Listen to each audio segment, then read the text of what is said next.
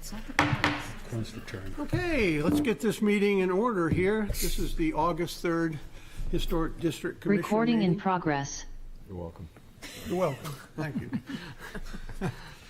Before we get started, I'd like to introduce the members of the board. On my extreme right, I have Dan Brown, Good evening. Martin Ryan, Good evening. Reagan Rudig. Hello.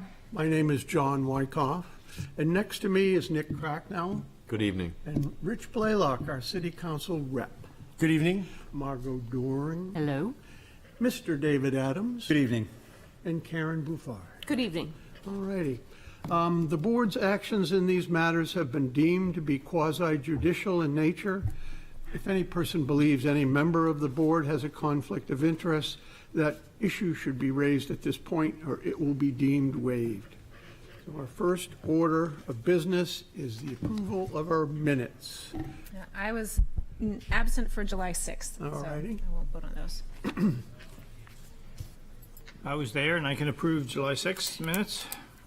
Second? Second, anybody? All those in favor? Aye. Against? And then we have the 13th. Move to approve those minutes? Seconded. Second. All those in favor? Aye. All right, so we have that. Part two, administrative approvals. We have, A few. 11. yeah, we have 11, but Margot's recusing herself from two. I am. Number two. Number two, I'm sorry. I'm not recusing, I'm pulling Well, it. pulling, yeah. Pulling it. Oh, she's pulling. Okay, we're pulling. Taking out of the consent agenda, 404 Islington Street. Well, thank you very much. Thank you. Yeah. Okay, so why don't we do number two then? Okay. Yeah, And just to be clear that number 1 is being withdrawn. Yeah, why don't we, number one, we could take care of very quickly. It's simply being withdrawn. This is the It's one just- requesting the vinyl siding. Recording in progress. Okay, maybe I did it wrong. So, do we accept the withdrawal of number one? Absolutely. it's gone. Okay. Okay, I'd also like us, just for what it's worth, to consider a discussion on 11 Walden, just in respect to the conduit for that mechanical. 407 The Hill, there are 7 items there I think would be worth discussing, and 150 Congress. There are a lot of pieces to that. Nothing stuck out as offensive to my eyes, but there were at least 7 or 8 items with that. And then the last one, 142 State Street, seemed to be not necessarily lacking information, but I'm not sure how everybody's going to feel about the proposal for the stairs and the landing. you think we should take those individually and Yes. vote on each That's one? what I'm- Okay. So I would propose we do 4, 6, 7, 9, 11 first, because I think they're more straightforward. 4 being 53 Rogers, which is an antique iron fence. It's fairly, I have to get down to it, but give me a second here. 53 Rogers. This is the fence they're proposing to put in the front yard on the screen. It's in your packet. So, It is a very nice fence. It's beautiful.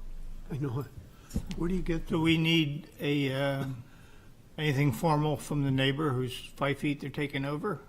Or the fact that they're not here is fine?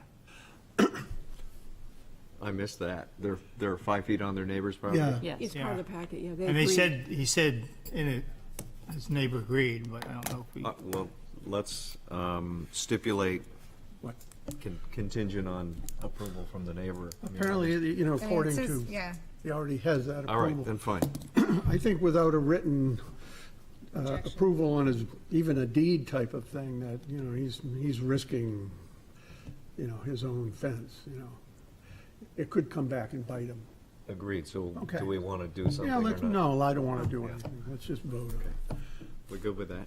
All right. That's Then legal. Let's go to 490 Islington Street, which is an EV charger, which I'm hoping will be the last time one of these comes here in this kind of location. But I wanted to ask you how we might handle EV chargers. This is a Tesla charging unit for the owner at 490 Islington Street. It's pretty innocuous. We have exemptions right now for things like hose reels on the side Well, of the house. it looks like a hose. That was, it's So not much different. that- it's here because we just need to set policy on. so my only question was, does the cord either retract or wind up, so it doesn't end up being all over the, It does not retract. No, it probably looks just like that. loops through there like that, like a hose would. Yep. okay. So But it's pretty discreet. it's like a hose. And just a formal question. Yes. Because we're trying to promote, obviously, the use of electrical vehicles and chargers downtown in the historic district. Is this something, a policy change we have to be made by the city council to change? No. Okay. No. This is an accessory use to the principal structure. Yeah. It's a change to the outside of the building. We don't have that spelled out. I think it's analogous to a hose reel, which is already exempt from even coming to the HDC. Yeah. So, and it doesn't specify where the hose reel would even be on the house, even though they're rarely, if ever, on the front. And I don't think you're going to find these on the front of houses because of where the parking's located, but I'm sure there'll That's be. a hopeful thought. But Yeah, I yeah. agree with you, sir. Yeah. I agree with you. Well, for one thing, it allows the charger to be used by somebody else. Ah, Yeah, Oh, if it's If on the they- front. You mean if they put it on not front? good. front. yeah. It's gonna do that. Yeah. you do that a lot? I don't have one Or yet, apps. but I will, Are we good with 490 Islington? Yeah. certainly. Okay, 15 Middle and I guess 150 Congress kind of go together, so I did say 7 and 8. There appears to be some overlap. These are both in common ownership, even though they're separate lots. The former Salvation Army at 15 Middle, and I think 150 Congress, isn't that the abutting building, right? Yeah. Is Brendan McNamara here? Do you, Is. I'm going to summarize it, and if they have questions, you I can have a come closer. question. Yeah? Yeah, okay, so come on up. Come on down. And I know we were going to pull the, let's just do it, right? Okay. Can Can we you just give summarize? us an overview of 15 Middle, very quick, and So, 150 Congress? quickly, in terms of ownership and title, there, 15 Middle and 150 Congress, also known as 1 Middle Street, which is the home of Jumpin' Jays and the offices. They're owned by two separate entities that are owned by one individual.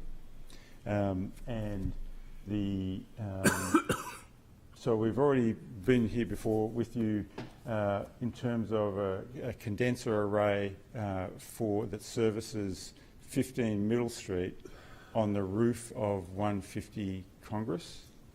And this is also in terms with a similar situation where to solve a kitchen hood problem, we're asking to put the hood unit actually on the roof of 150, but it's servicing 15 Middle. And it's in the hood is in this really weird aspect of this lot, and people don't believe it, but it's the lot of 150 Congress wraps down around the back of Salvation Army Church down to Porter Street.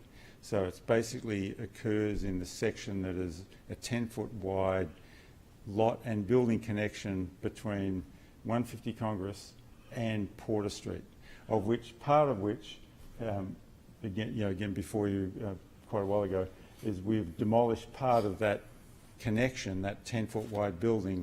We've reduced it by 20 feet to create an off Porter Street dumpster area. So yeah, so that's as you see it today. That wall has been, the building's been demolished 20 feet and moved back, and so the hood assembly would be up on the roof. There's an existing hood that's there, but it's in no way close to being code compliant. So that, Yes. is that it for 15 Middle, or do you want to, does the window here apply? Yeah, actually, sorry, I was just bringing my list.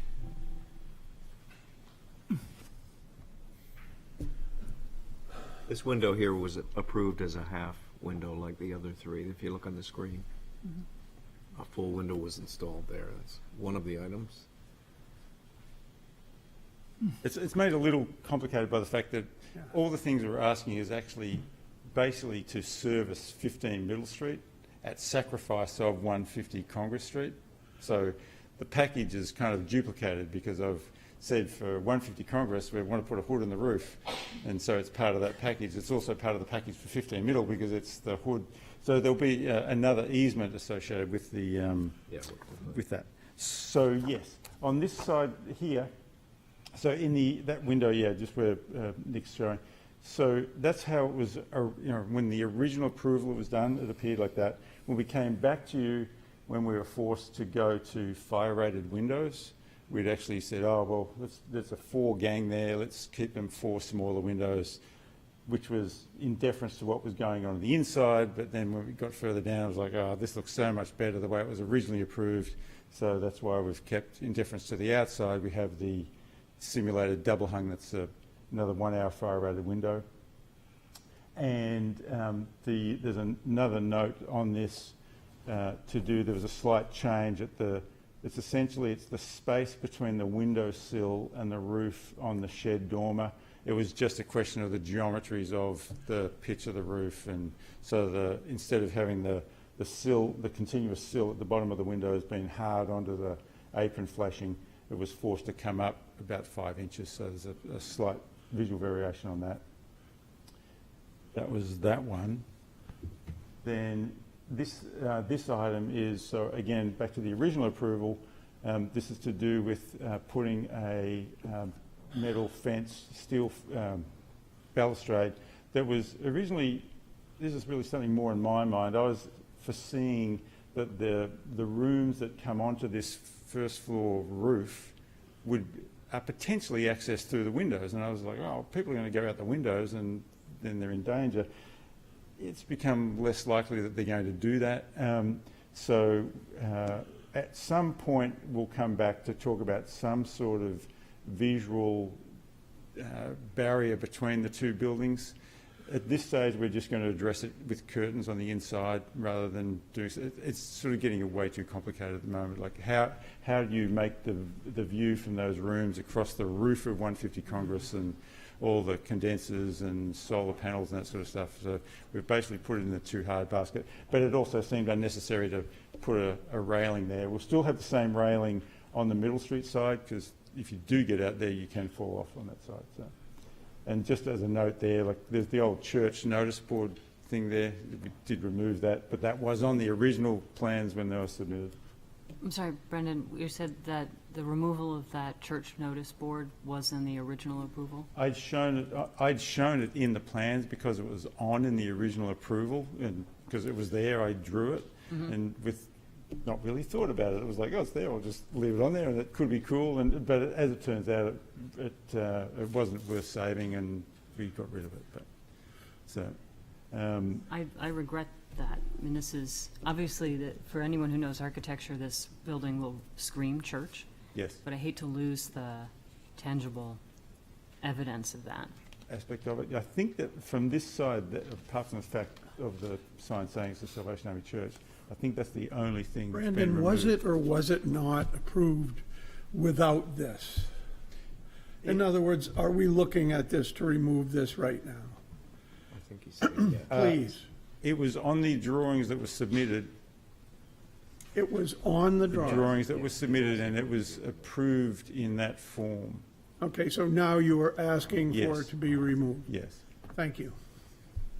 And then the next thing is the gas meters. They've been reconfigured. You can, if you scroll down, I think there's oh no, it's not a good, I didn't have a good photograph of it.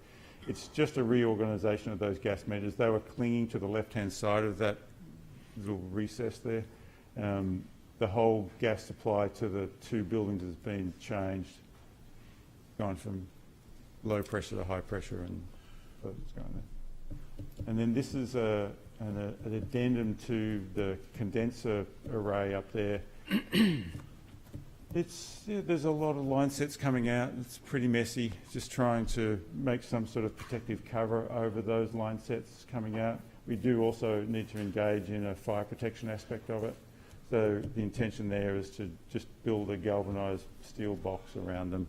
It's not possible to see it from the road in any way. You will see it through the windows from the Salvation Army Church, but that's that aspect of it. And then there's more. Oh, yeah, this is the, you'll see in the original drawing, I had shown it's essentially unwindowed, but it's a shed dormer that was to get ceiling height for the elevator. And I'd shown it in the drawing as it continued over to intersect onto the slate roof of the wooden building.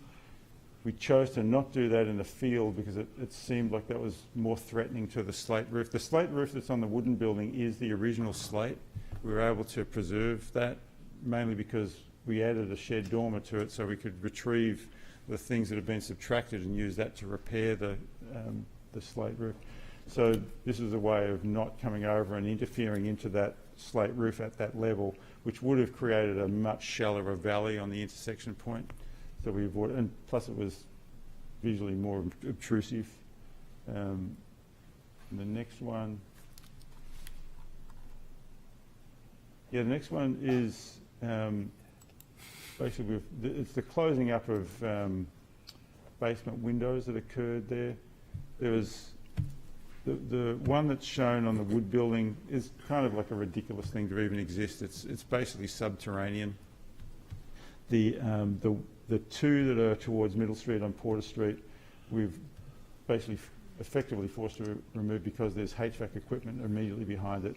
And then the intention is to preserve the centre one there at the bottom of the ramp, and that will continue to be an accessible point for the basement, but rather than be a window, to have it as a vertical V-joint panel that's removable.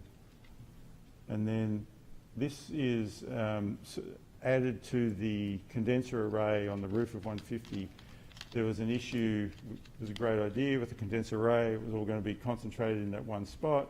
However, they have a maximum line set distance that they can travel, and because of snaking, it was too far away for 2 units. So there was already 3 units that were part of the Jumpin' Jays building, so we asked to add 2 units in front of that just to allow the line set run to, again, it's not, can't see it from the street. And I think that might be the last one. Yep. Yeah. Wow. It's a lot to take in. There's a lot going on there. If anything should have been a public hearing, this, Oh, I wouldn't say that. you don't? Okay. So let's discuss this then, right now. Does anybody want to discuss it, or are they willing to let it go as is? Except for the removal of the notice board, I Okay, think the board. everything else is either positive or was needed for construction purposes and didn't make a major change in the overall appearance and intent of the building. Okay, Agree. you agree? Yeah. All right, so we have some agreement, so we're going to have a stipulation? You want to do that? That the Yes. notice board shall be Yes, retained? I'm in agreement with that. in agreement with that? Reagan is positive. I don't feel strongly about the notice board. Anybody else? I think it'd be a shame if there's no reason, there's no HVAC system that has to get put there, that it would be taken off just because of the whim of the contractor. Yeah, Can I ask a question? yeah, certainly. Would it need to be rebuilt? You said it's not in great condition? It's gone, we'd have to reproduce it. Okay. So I don't feel strongly either way. It'd be nice to have it, but it is no longer a church. It could be used as a sign, but it's nice to have an artifact of the old front facade. But I'm not going to let it disrupt my ability to support this. How do you feel? I mean, I don't know, I'm torn because it's already gone. Oh, it's there, isn't it? I believe it's It's there. still there. Still there? Yeah, If it's still there, I don't, yeah. isn't it, Brandon? I don't, no. Oh, it's It's gone. gone. Oh. I was It's there, already yeah. gone, yeah. I looked at it yesterday. It's not there. When did it go? It was removed when they were doing work on the outside brick. As happens, it kind of disappeared. But there's no issue. We have it photographically documented. We can reproduce it. So it's not really that big a deal. It's not a deal breaker for me. It's not a deal breaker, but I'm thinking But yeah, I'd like to four see it. people at this point that want I think it would add to the historic value of the building. it. Okay. All right, So, you want to keep going, Nick? Where are we anyway? Okay, I wrote that down, we'll keep going. So that took care of 7 and 8. So Right. so 9 and 11, 21 Daniel is a door modification. Let me get there. Pretty straightforward. Transom. Yes, transom over the door's being lowered. I know Tracy's here, but it seems straightforward enough, unless you have questions before and after. The proposed picture gets rid of the step. Is that what they're going to do? Drop it? So will the door get a foot longer, or the The transom transom will gets get a added. foot higher, or The what? transom gets added. There's no transom. It's not there, Oh, okay. yeah. All right, that's nice.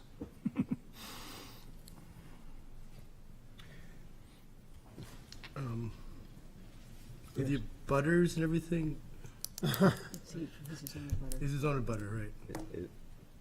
Mark owns it? No, he doesn't own the building Yeah, next. so, yeah, so he's not. What, we have to presume that issue's The been door's resolved. being lowered because of the response to the change in grade by the Correct, abutter. correct, Yeah. by the abutter, Yes. yes. I see. But it is a separate property that may or may not be owned by the abutter. It doesn't really matter. Be cool if somebody in the process could throw in some new lighting and, something a little bit more tasteful and galvanized conduit. I had a question, are those windows right being square versus vertically oriented? Just They should be rectangles vertically. That's how all of the rest of the Seems like lights you and could do glass that. are in the windows in the building. Yeah, Just asking. yeah. These are horizontal. It's kind of hard to tell. You look at the ones with the fan lights over them, and the panes themselves are almost square. All right. Okay. Anybody else on, Agreed. agreed on what? That the light should be rectangular. Yeah, vertically aligned. Okay, Well, so it'd be a 3-light? So it'd be a 3-light. I'll just point out that the windows themselves, if you look at them, are 9/9. The lights Or square. are pretty square. I'm just making sure everybody understands that. So I don't have a problem with more square transoms because it fits with the lights and all the surrounding windows. Okay, let's polish this off All right, so as proposed? as proposed. Okay, well, we got one Got some more. head shaking up and down. Yeah, we got, okay, 169 Lafayette is a wood fence replacement with a gate. Yeah. I think it's a cedar fence. It's the proposed fence here on the screen. It's very, very similar style. Yeah, Okay. A little bit different, but not much. yeah. So we have Not gonna be put items in the same place. 4, 6, 7, 8, 9, and 11 that we've just gone through. You know. And there were stipulations on, Oh. sorry, you ready? Just, so everybody will know, I had an opportunity to speak with the owner on the Lafayette? Lafayette Road project. And that the new fence is going to be built closer to Lafayette than the current one. And I went looking to see what was going to happen in terms of just piece-for-piece replacement, and the suggestion was that they're actually going to try to make the cordoned-off piece of the yard larger, and it was going to move closer to the street, just so everybody knows that that's going to happen. Well, two things on that. The fence obviously needs to remain on private property. You didn't say it wasn't, but it needs to be on, not in the city right away. And Lafayette Road is the front yard of this structure. That fence along Lafayette really shouldn't be higher than 4 feet if it's being replaced. And this is. And the existing fence may be I taller. thought that was at the corner. It's in the front yard. It's a certain Distance. from the road. Yeah, what's the front yard of your property, anything in front of your house has to be 4 feet or less, then it can go up to 6 down the sides and the rear. So, I would just stipulate that, and that's what. Well, is this our is- problem, or is this a problem of the building inspection department, or? But we're all on the same team, and it Right. makes sense for us to, that. well, we try, to not have it slip through and the fence get built and then somebody needs a chainsaw. Right, because they're not showing us on the map Yeah, Give us the Yeah, text map, but they're right. not showing us where the fence Right. is going. they are not. That was the question I had. And is the applicant here for that fence? Okay, then I would just stipulate that the proposed fence comply with the dimensional requirements for fencing, Sounds vague enough to which me. have been, which have been conveyed to the applicant. Okay, So Good. it shouldn't be a surprise. all right. So, All right, so, yeah, I'll move that we approve. Oh, which ones? Okay, 4, 6, 7, 8, 9, 11 with stipulations for the last one, 11, that I just read, a stipulation for 15 Middle, I guess we'll say, or 150 Congress, maybe it'll go in both. 15 Middle, that the 15 Middle. bulletin board be Reconstruct. restored in kind, or dimensionally, anyway. second? Second? Okay, all those in favor? Aye. Against? All right, now moving right along. Let's do 404 Islington now. Yeah, we'll do. Okay. Is someone in the audience? Yeah, that'd be great if you could come up. I will pull it up. What's being requested here are a number of egress windows that are presumably required under the building code for egress.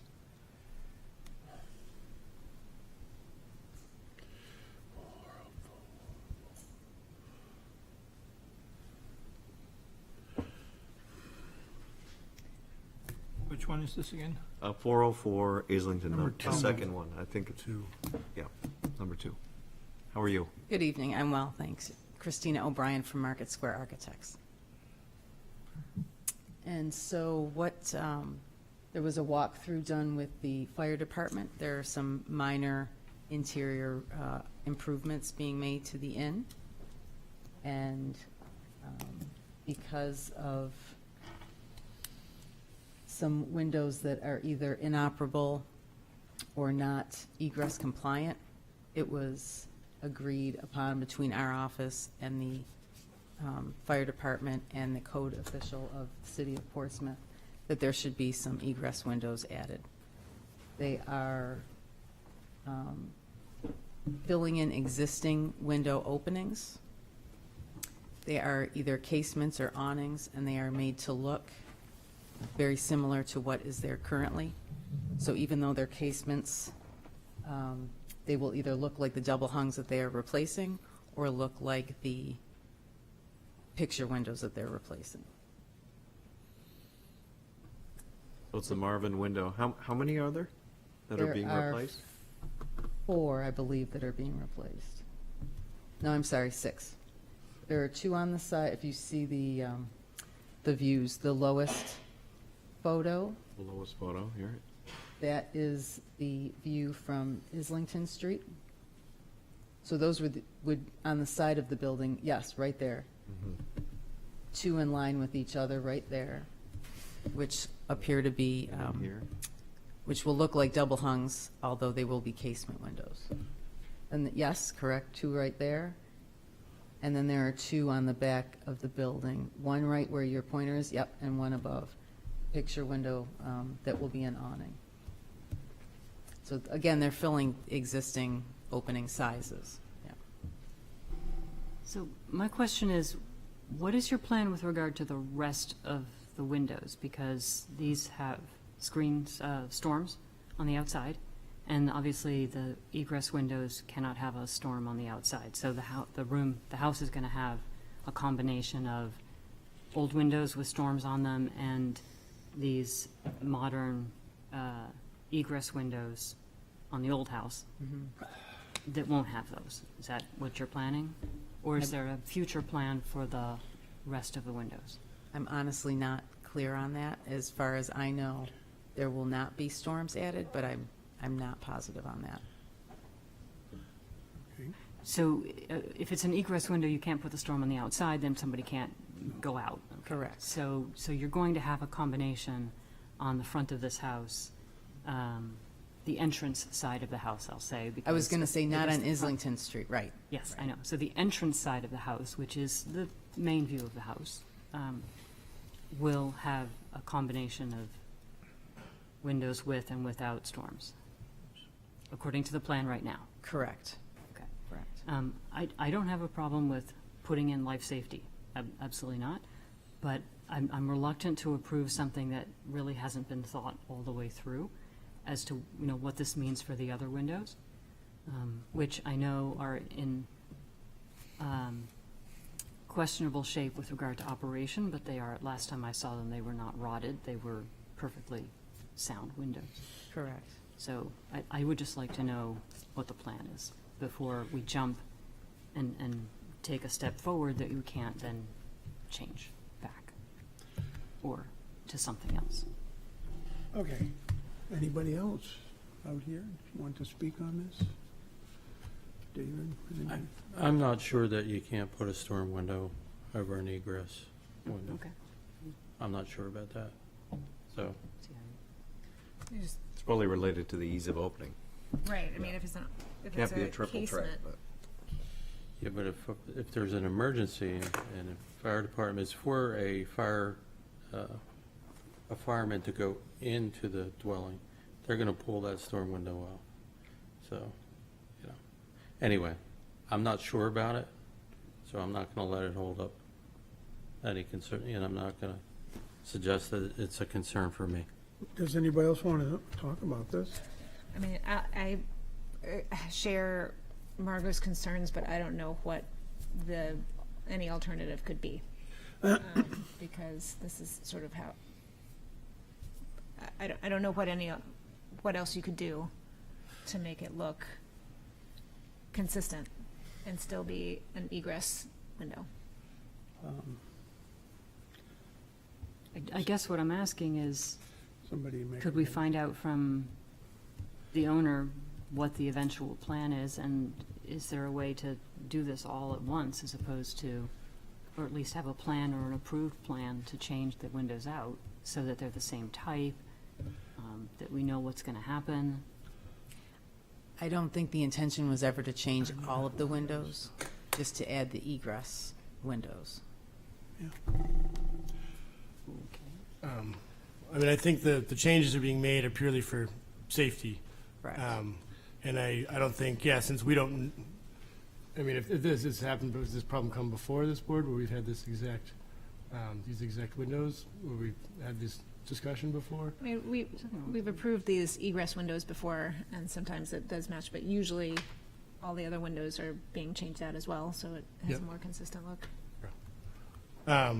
But yeah, I would hate to force them to change all the windows just because they're changing a few just to be safer. So I'm fine with it as presented. Okay, so unfortunately, Margot, you seem to be the only one that's pressing on this. We have three other opinions, and a lot of people are just being quiet, so. That's fine with me, John. No, I know, I'm just thinking we should look for a vote. Well, if I I could make certainly one, understand what you're saying. I could make one more comment. Certainly. Just because I know the building very well. You might want to consider awning windows on the front instead of casement, because somebody chopped off the eave return on this building, and all the water comes straight down, and it's going to go right into your windows. Been there, experienced it.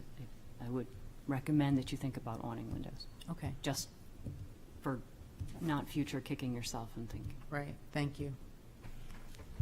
So if you want to change it to awning windows, Can you stipulate that it's okay if they're awning or casement, so she doesn't have to come back? Sure. Yeah. They're not gonna look any different unless they're open. okay, somebody stipulate that.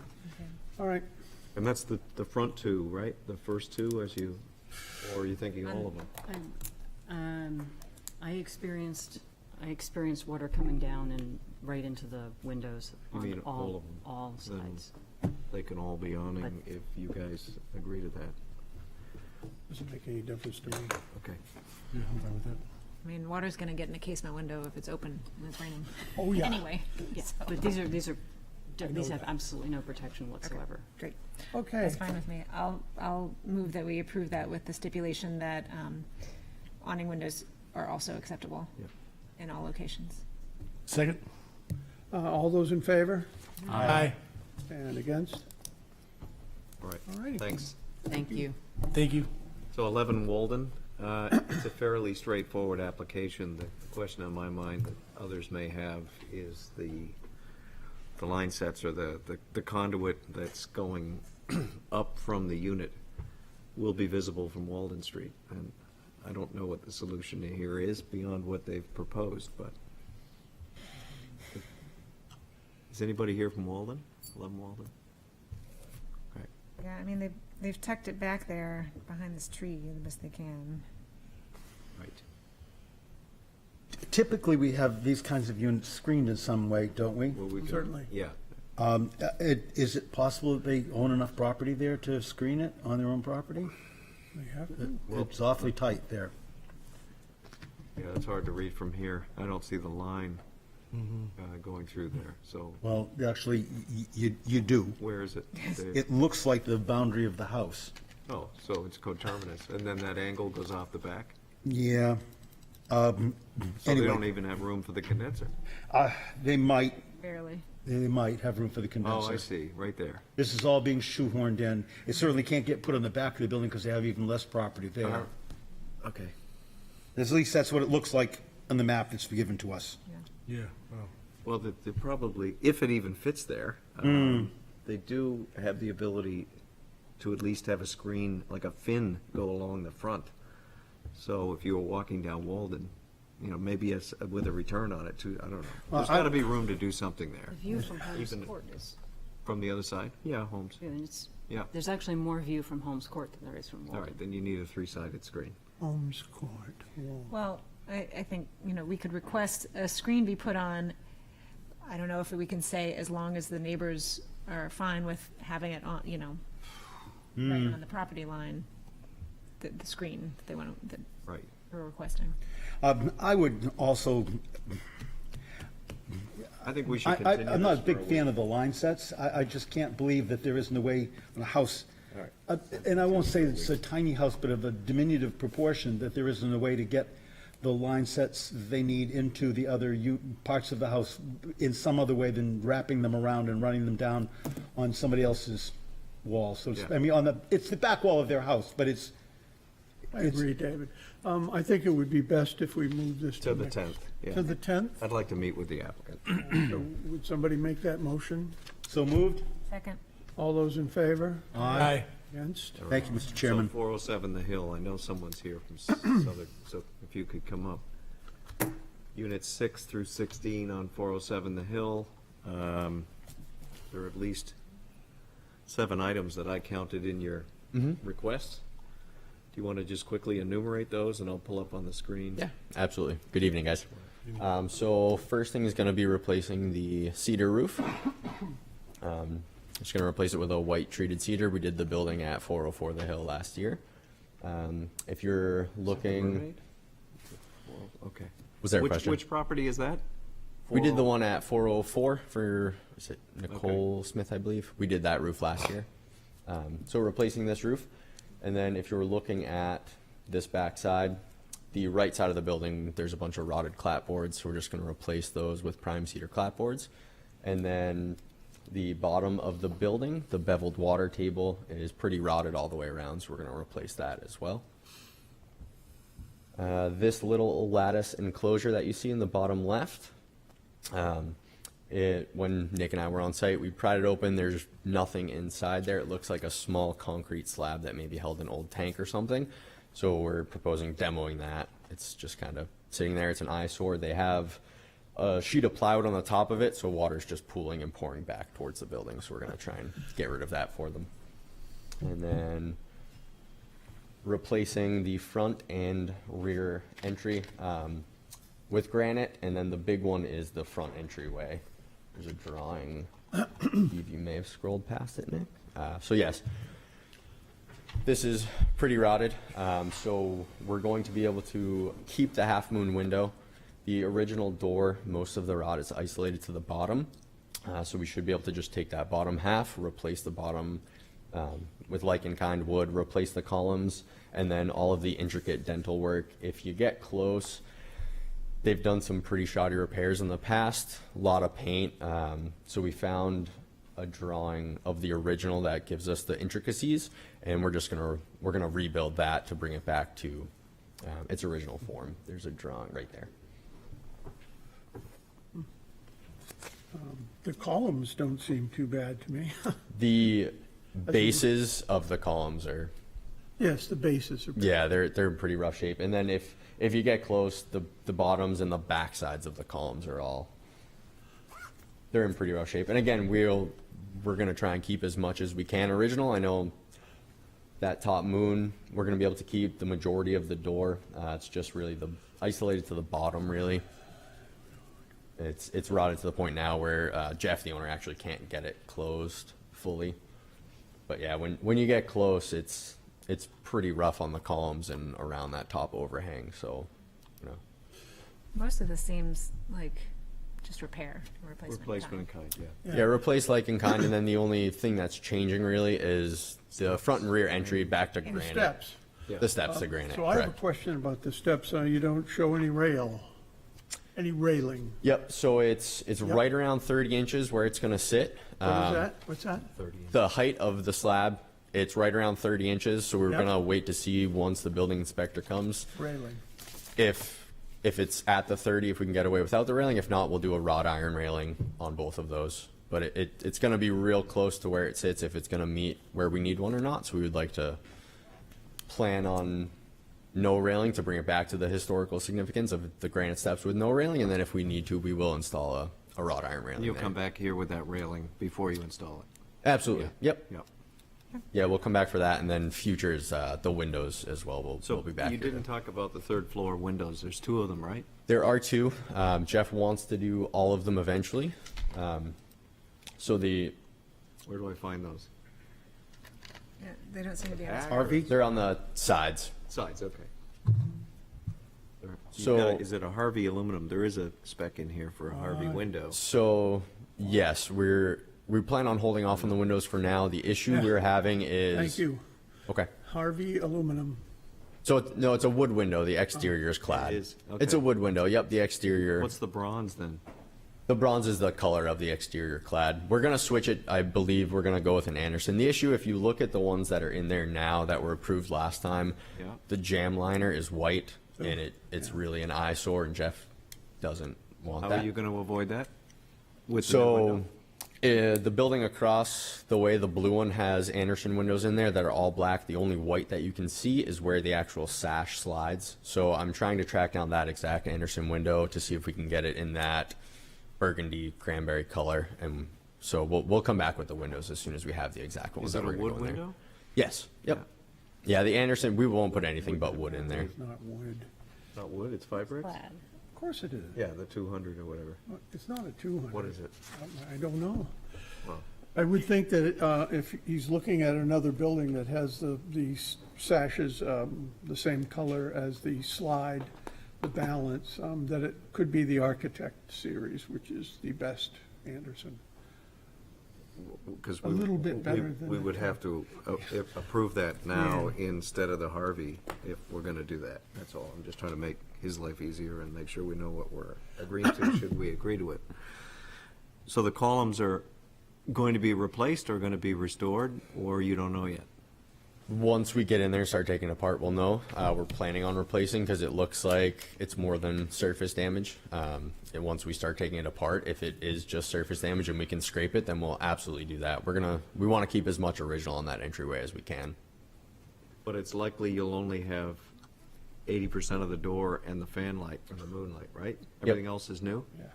Yes, the overhang and the columns, and then the bases of the columns are pretty much gone right now. Well, I was just going to raise what we've raised in the past with the granite steps, that a house of this vintage should really have a smooth-faced thermal cut on all exposed sides of the steps and landing. You did So fine. we don't end up with the suburban look, Right. rock face or something. Okay. So we should stipulate that. Are we approving the windows now, or is that coming back? That's coming back, right? Well, you I- have to, I think you should come back. you should come back if you don't Yeah, have the window you absolutely. want. I can come back for the And windows. We could do it even next week if you'd want to file something tomorrow, just for those windows. We He can do has, it. he has no information on the Anderson windows at all, and we said that to other people when they come in with no specs. and they just go, well, I think I'm going to use Anderson, okay?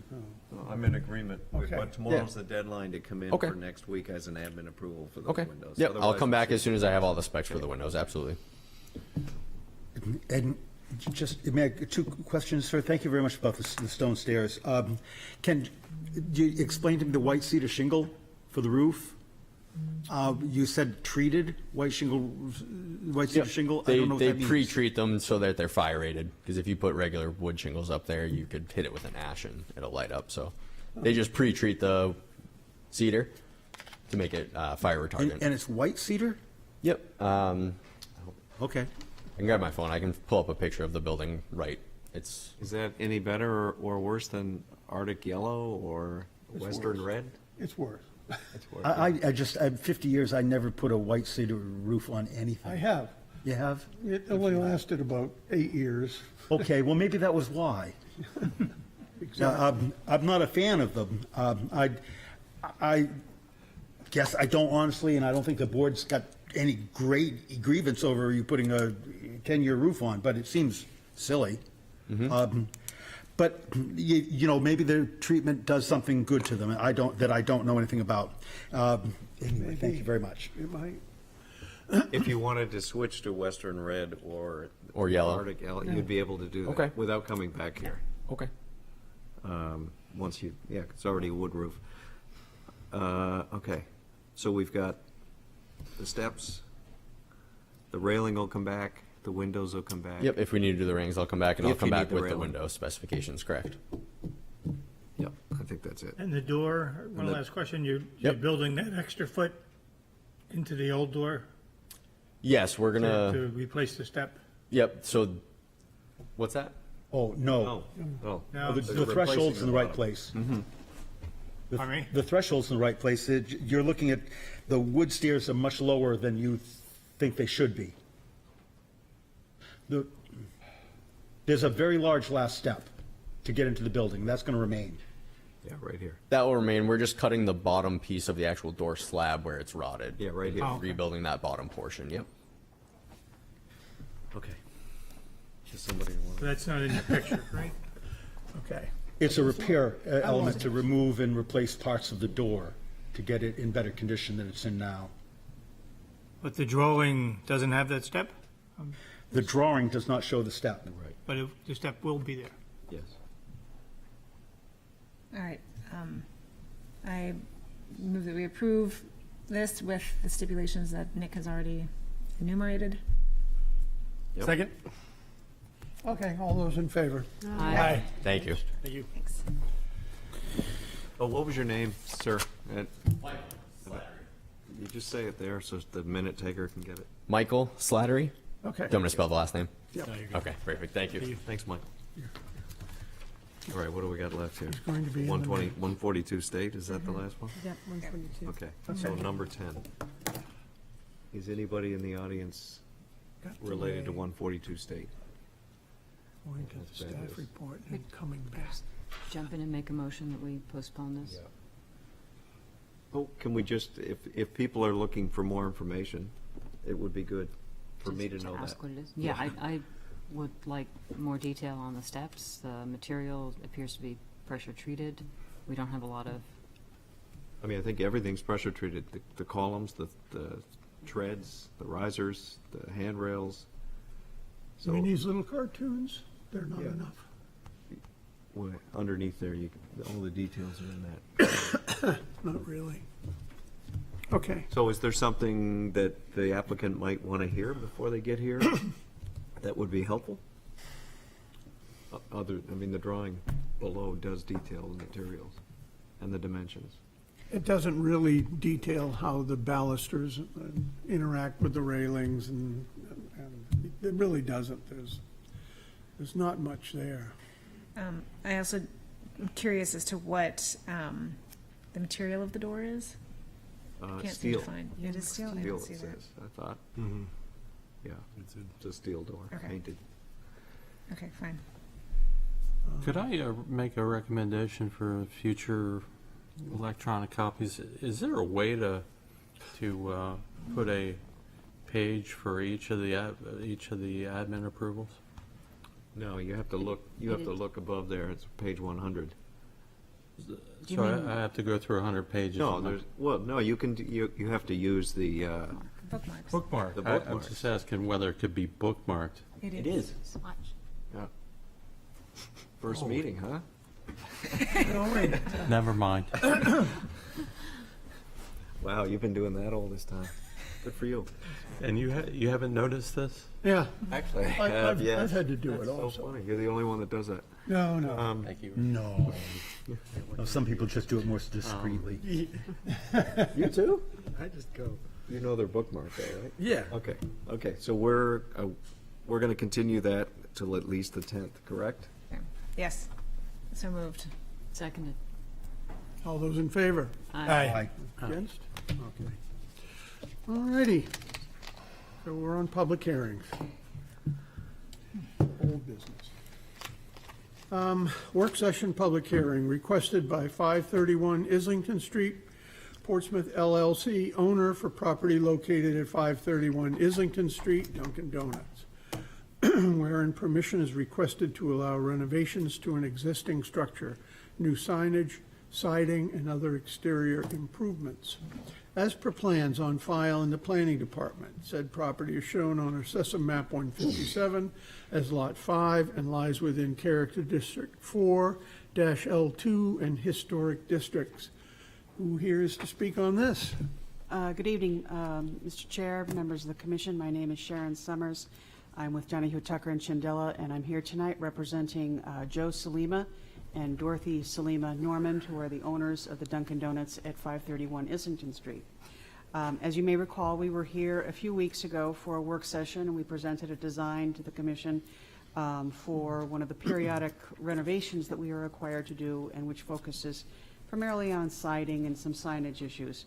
And we received some great suggestions by the commission, and our architect, Eric Medeiros, who's with us tonight, went back and worked on those and then resubmitted some materials, I believe on July 22nd. In addition to that, on July 19th, we went to the ZBA, and after a very long evening, at approximately 10:30 in the evening, we obtained a unanimous vote approving our speaker tower canopy and also our menu board. So that's behind us now. What we would like to do tonight, first of all, Mr. Salima and Dorothy Normand is here. They're both here to answer any questions which the commission may have. But I would like to, at this point, simply turn it over to Eric Medeiros, who can walk you through the design changes he made since we were here at the work session. And then following that, as well as any questions that you may have, we would like to receive an approval tonight as presented. So thank you, and I'll turn it over to Eric at this point.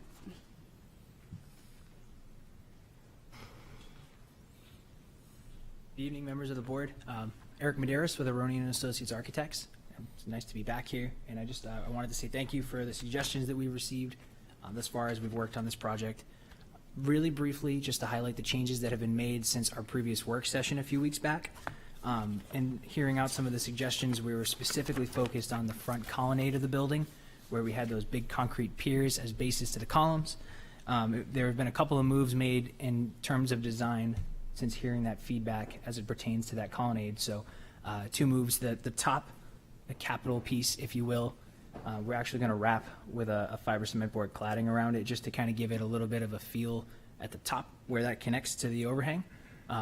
Thought doing that was to make it appear a little less flimsy, kind of speak to the volumes of the overhang above and also the volume that we're creating below. And then to transition below, the idea is to infill between those concrete piers and sheathe and then clad in clapboard the way we were doing with the rest of the building. And what that'll do is it'll basically create an extension of the building facade that kind of wraps down and speaks to the rest of the language of the building there. So that's the intent with that. If there are any issues in the field, we can kind of work through it, but the intent is for it to appear this way. It's basically just filling with stud construction. The other adjustment that we made is as it pertains to a comment that was made regarding the white vinyl fencing that was proposed as screening for the walk-in box and gas meter. So we've actually done away with that, taken that same fiber cement clapboard language and wrapped the walk-in box in the rear of the building with that. It changed that out just to kind of, again, tie it all in to also give the owner a product that's going to last longer, could potentially handle some damage.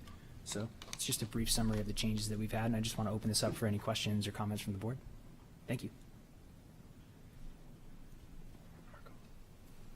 Oh, I'm sorry. Margot? Yes. A question on the view south elevation 2. The piers appear to be visible at the end. Was the cladding that you're putting, is it running on the outer side of the columns, the piers, and then just stopping at the end, or is it actually wrapping and creating a rectangle in which the piers sit? Yes, so the intent is for it to wrap. However, based on the depth or the width, I suppose, of those piers, it's not possible for us to get the siding to wrap it. So Okay, we were so just we're going just to looking finish at it the trim. with a trim that would wrap. Yep. I wasn't completely Yeah, it's sure. a little difficult to read that way. Thank you. I really appreciate the change here. I think this makes a huge difference in the overall appearance of the project, and I like what you've done. Thank you. Anyone else? Yes, Martin? I would just say that months ago, we started out with no references to the historic district, and this has come a long way, and I think for the better. And I appreciate your efforts, and we actually, I applaud that, and yeah, I'm glad we went through that twisted exercise. Thank you. Thank you. Yeah, I appreciate your help. Yes, Reagan? I agree. I think this is very attractive. It's still a modern building, but it has the language that kind of fits into the neighborhood. So I don't have any problems with it. I think it's again, much improved. I just want to, again, confirm that the cement clapboard siding is a smooth finish rather than... Smooth face, Okay. yes. Thank you. Thank you. That's it. You must have heard it. Anyone else? Okay, I'm going to open this up to the public. If you'd like to speak, anybody concerning this project?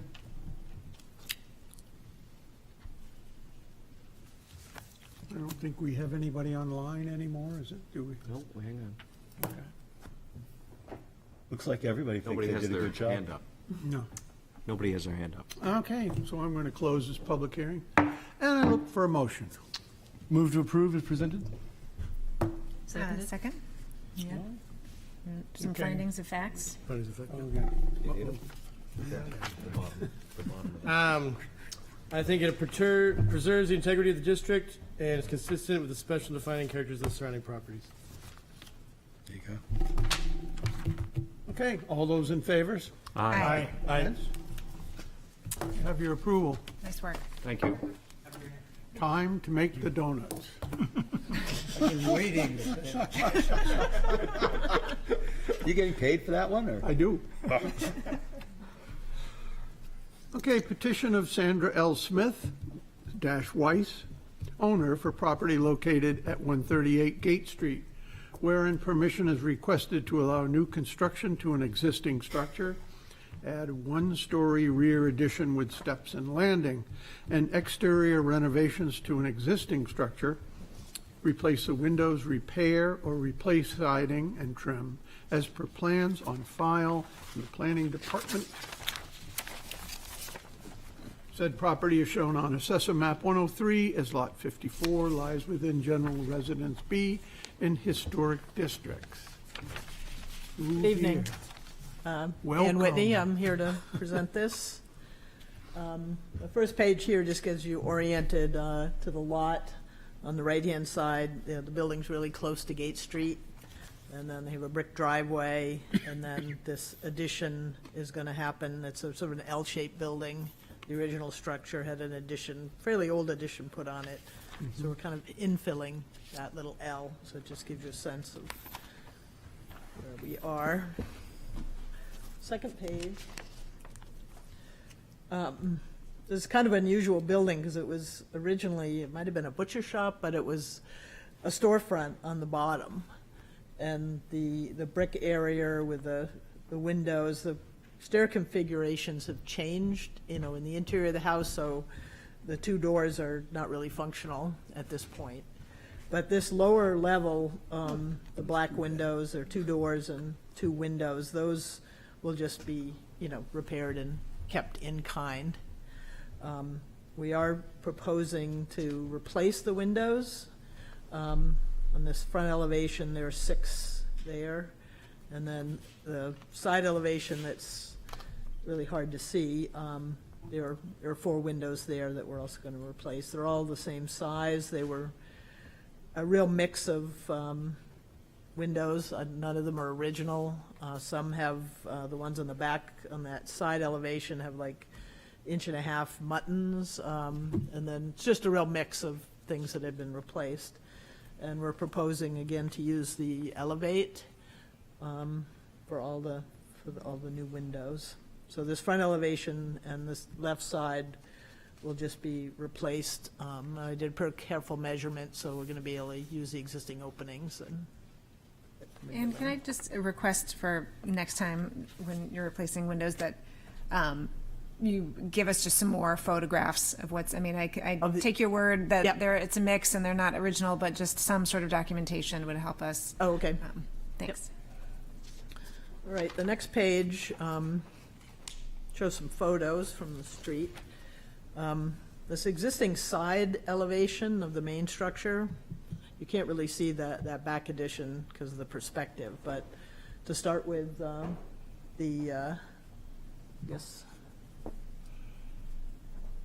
let you just, the gable end there. There are 2 existing windows, they're kind of asymmetric, and there's a window at the top.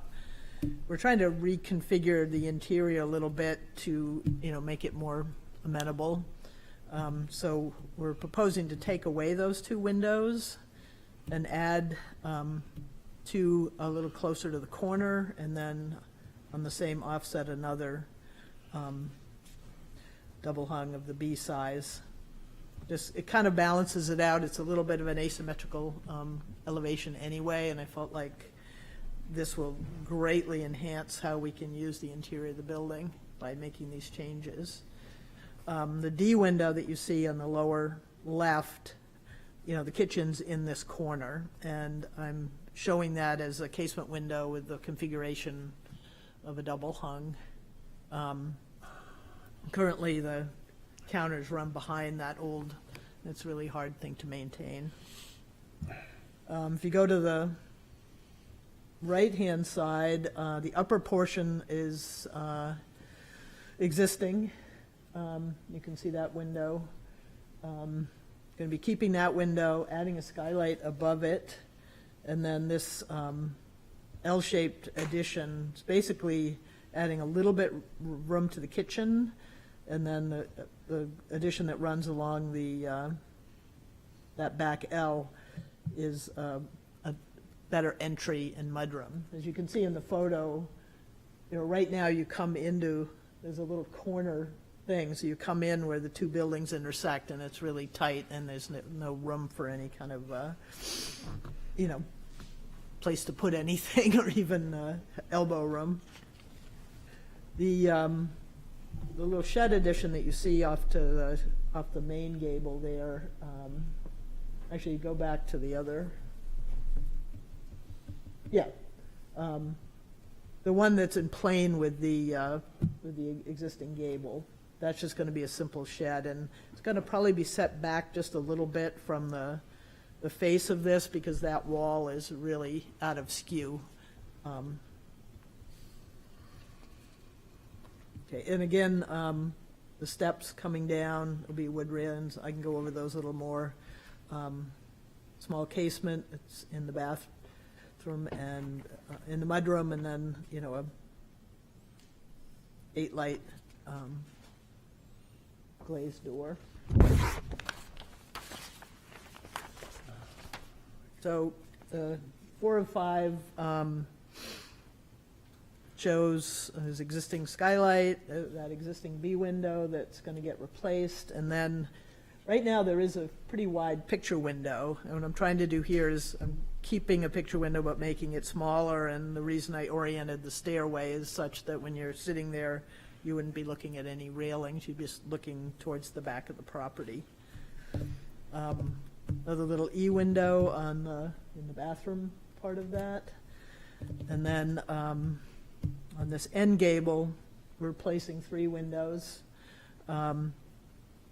Actually gonna, that was a fixed window now. That might change in size just a little bit. I can't get into that space, but basically a fixed, another one of these E windows, but that would not be an operable window. And then the 3-panel sliding door, French sliding door with 8 lights that opens into the backyard. Then on that sheet, I have a little detail. It's just a wood rail, wood painted rail with vertical board skirting and cap on there.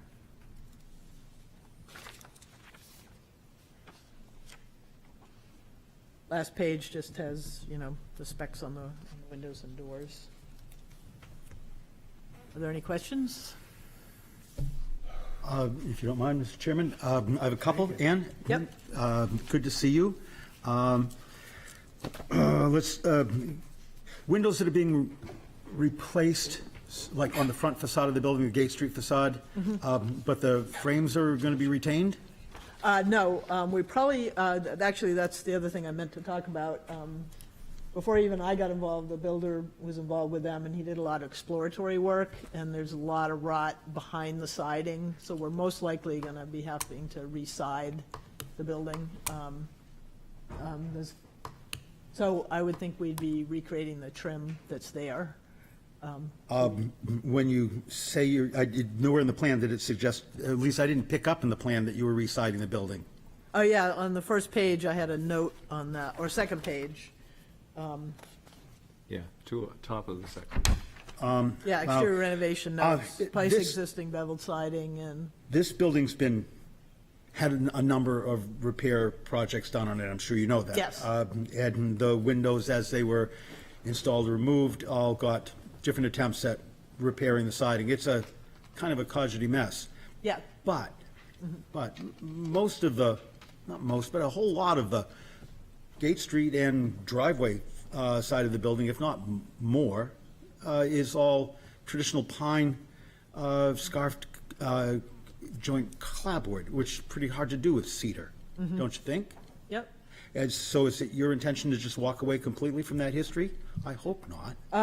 I could talk to the builder, see whether he has an access to that siding. We're looking at, Okay, moving from there to the 2 windows on the, what you refer to as the right side elevation, the 2 Yes. of what we'll think of as historic windows, which are not centered in the gable end of the building and don't No. look like they ever were, at least from No. the outside. no, My spider sense says that you've moved those a little bit too close to the corner. I say that because it's not uncommon in these old braced framed buildings to leave the windows, 3.5 feet or so away from the corner so that there was room for a brace. Brace. And you seem to be breaking that rule. Is there any way to pull those back a little bit more from the we're corner? really pretty tight, with trying to get a functional galley-type kitchen in this space. And, given with that length, it would be difficult. All right, And also on the second floor, at the top of the stairs, there's, on that right side, there's this small little bedroom that we're going to be creating a little study area and then have part of it be some closet space, which is really lacking. And so, the combination of those two is how I located those 2 windows. And one last question. Can you describe the foundation material that we're looking at on the new shed additions on the 2 sidewalls? On the 2 sides. Combination now, we, obviously have a combination of brick and stone on the existing. And I can do either a stone shelf or do like thin brick on those, especially this one here where you see it from the street. Yeah, well, actually, yeah, the next page, I think, shows it a little better. It's kind of a dark photograph, but, the back addition you don't really see from the street anywhere.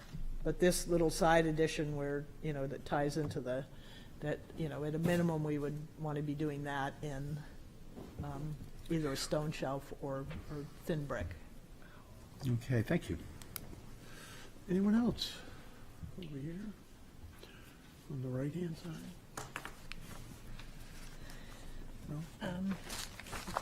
I'll just say, I don't really have any issues with the addition part of this. The addition of the 3 big sliding doors, and that one end is, seems a little jarring just because it's so well proportioned and symmetrical as it is right now. But it does seem like that end of the building is not necessarily seen very easily, or is it seen from You the can't back see it street? from any public way, Okay. the neighbor's backyard. The 2 neighbors, there are 2 sort of splits of property in the rear yard, they would have a visual of that. Yeah, okay. Yep.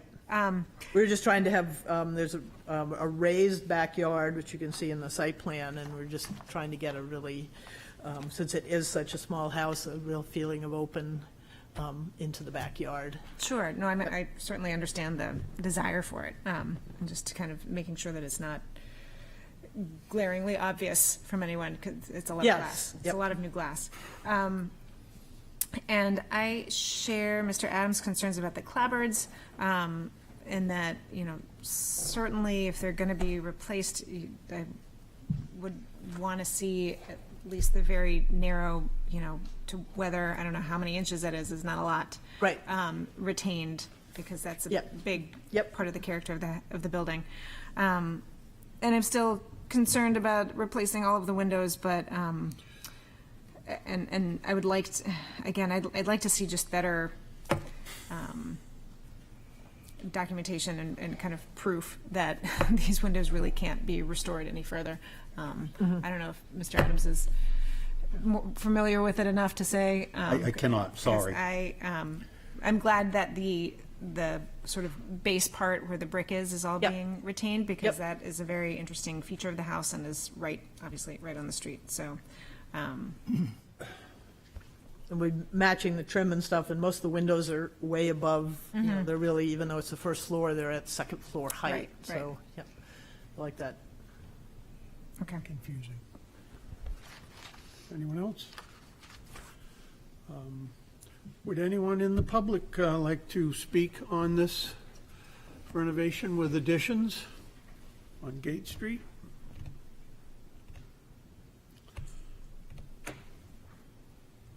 Nobody in the public here, and no hands are raised. No.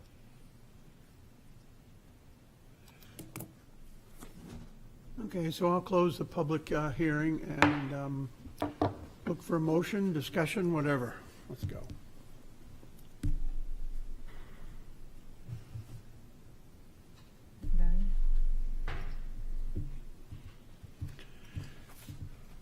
So we got nobody. For or against? Okay. I'll make the motion to approve this as presented with any Which- stipulations? Well, I think an outstanding issue, whether it is or not, is whether the siding should be replaced in kind, which includes both scarf joints and probably pine or spruce, not cedar, The- right? No? It drives me crazy, Mr. Cracknell. The clapboards, they're all square-edged as clapboards were back in the day. And the clapboards are kind of significant because not only are they part of the history, but they're still there. Granted, in terrible condition and not reusable if we're shuffling windows. But I got that. But it seems like a lot to give up just to get some replacement windows, to me. So I that- didn't feel we were getting a full-throated response from the architect, and I'm honestly still muddling over the placement of those 2 windows that she wants to move. So I'm being stubborn, I'm sorry. Right. Have we have, So- do we have a second yet? No, because we were just going through Oh, I'm sorry. the Yeah. stipulations. So the second item that was not particularly well-framed, and maybe it's a non-item, but it's Dave's comment about the setback from the corner in relation to the brace that's likely behind that wall that's going to be removed in order to support that window placement. So I don't know where you landed on that. Yeah, I I know think what we to say. landed on the foundation for the addition being either a brick or a stone veneer. So there were three things, but the first two, I don't know where you all landed. I don't know what to say about it. Siding and That's fine. windows Yeah. placement. Siding and windows, and that's fine. Okay, is there a second? Well, We haven't figured out the what did you motion. do with them? What? With those two items? Replacement in kind of the siding or not? Yes, I would like to move the siding, the trim, everything be replaced In in kind. kind. Material dimension. And then the windows be adjusted for the brace or not? I mean, Yes, they should be. It's unbelievable that, as David has gone over, I just can't believe it, that they would do that. I guess I would ask the applicant with further investigation, if there is bracing, come back to move those windows so that they don't destroy the building. I don't know what the consequences are for this. I have a scale Would- here that they're about at least 30 inches from the corner. It's not like we're. As drawn? As drawn? The 3/16 scale. 30 inches is nothing for those braces, wouldn't you say, David? The braces are typically, they run close to 4 feet. Usually 42 inches is what you have over a window spacing, a lot of times. I don't know anything about the history of this building. I know what I used to seeing, that's all. Yeah. I agree. Why don't you Maybe it would be a fair thing to give the architect an opportunity to check on these things and postpone any decision on this till next week. Or, Well, why we not, can't really why, check on it until we start doing demolition. Right. yeah, Right. why not approve it with the brace staying in place and you have the right to come back if it ends up being in the middle of the wall? You could come back and continue the conversation, but if you open it up and the brace can be preserved, or you move the window over to preserve the brace, you keep going.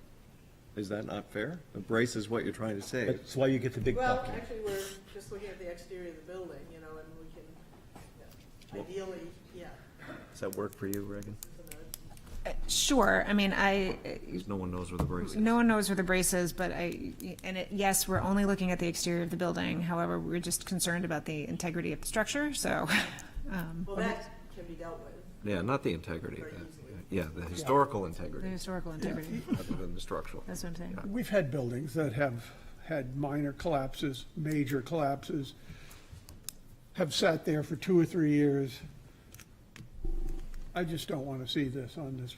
All right, so the replacement window shall be set back from the corner to retain the existing bracing on the frame. The structure, right. And if you run into trouble, you can come back, Yes. ask. Okay, all right. Second? All right, this,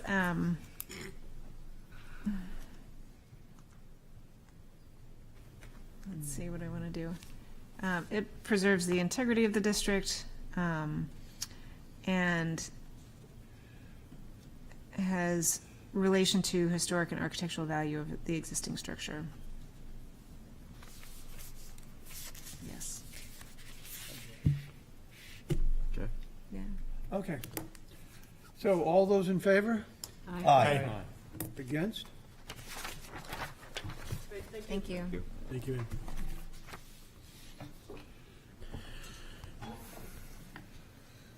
So these guys want to start with a work session, I think. Oh, okay. Okay. Yeah, we'll stay here, but obviously. All righty.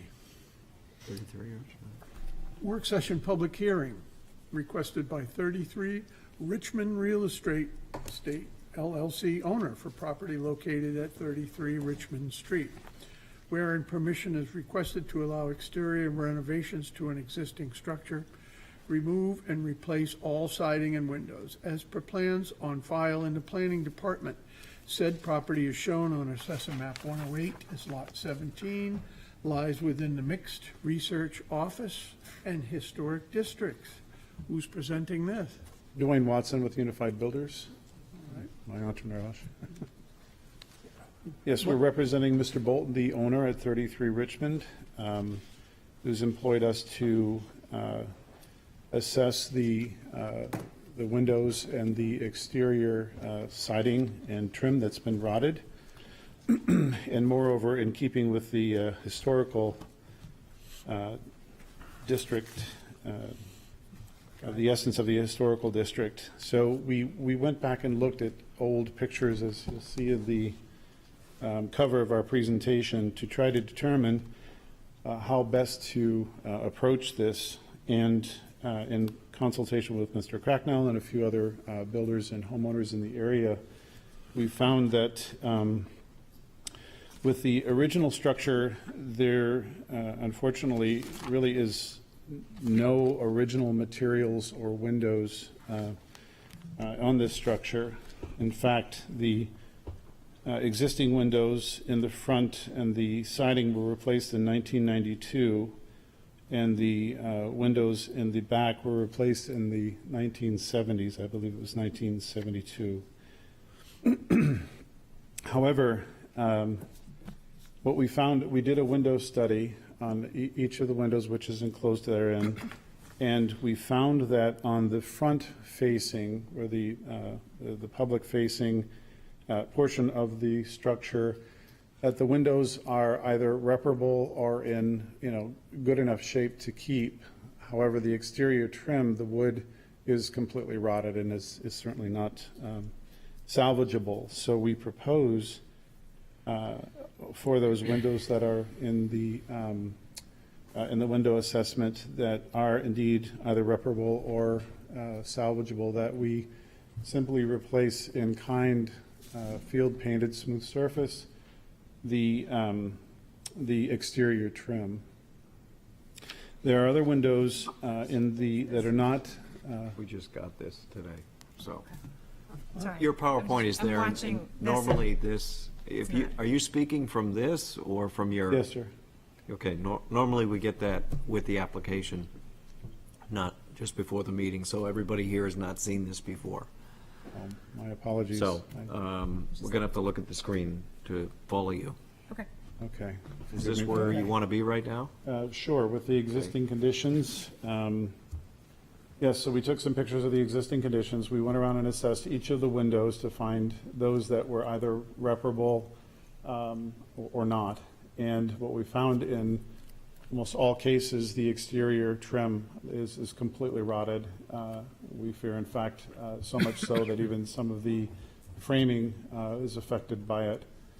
But on the, if you scroll to the next one.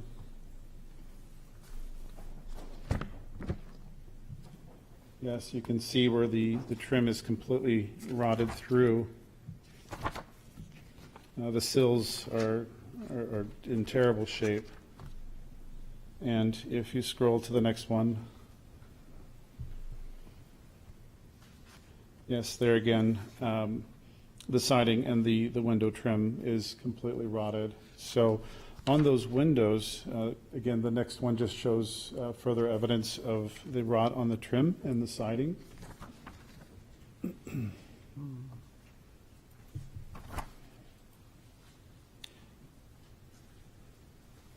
Yes, very good. So we looked at other properties and we talked to other builders about what we can use, what makes sense, and what within the historical district use, what product we could replace. And we found this one example on 138 Maplewood Avenue, whereas they used the wood clapboards in the front and the hardy on the sides and the back that were not public facing. And we were proposing to do the same. We brought together with us today is the gentleman from Hardy, the representative, to speak to any questions that you may have with regard to the siding. Now, if we could just forward through to the window assessment, which is further down. This is just some data on the materials that we were proposing on the non-public facing side.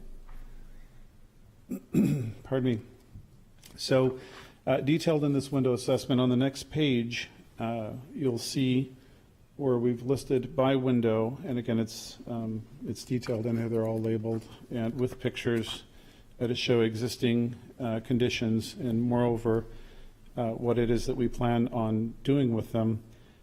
In the case where the windows in the front structure that were replaced in 1992, the public facing, and on the sides, which is faced from the street, the sills are rotted, the trim is rotted, it's wood we can replace in kind and paint out in the field, but still salvage those windows, so we wouldn't replace them. The windows, however, in the back, which are not public facing, as you'll see in the pictures, they're just gone. I mean, they're rotted, and in some cases, there's aluminum bases that are just completely rotted out. So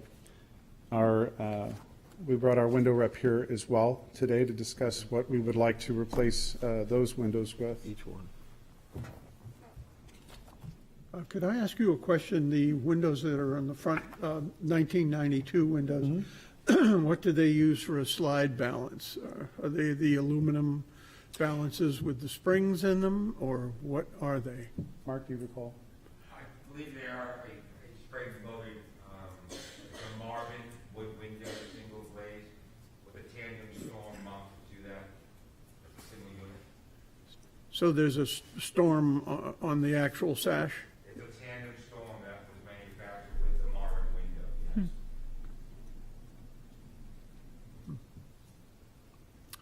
Okay, thank you. There again, there were some windows in the assessment that needed no replacement, simply repainting the trim. We could salvage that. We can scrape and paint in the field.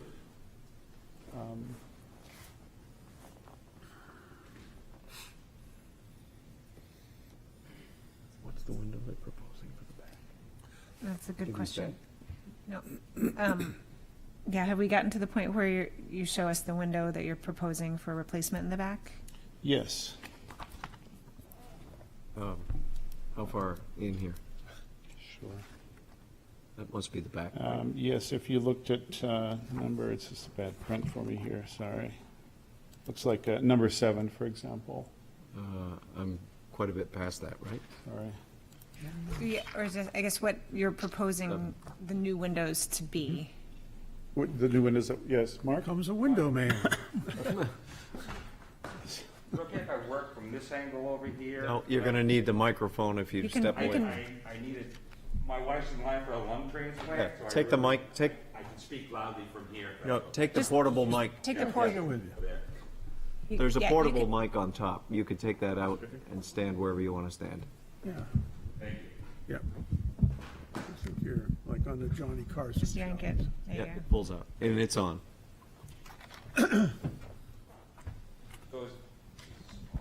It's on. Don't Yep. touch it. Yep. You're not going to hear it. Just speak.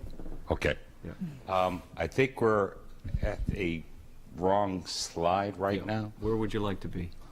I'm trying to find. This is Windows 7. Let's go into the back, if you don't mind. On the back yet? Going to the annex building in the rear. Uh, Just keep going. Okay. There, There? that's Yeah. the back.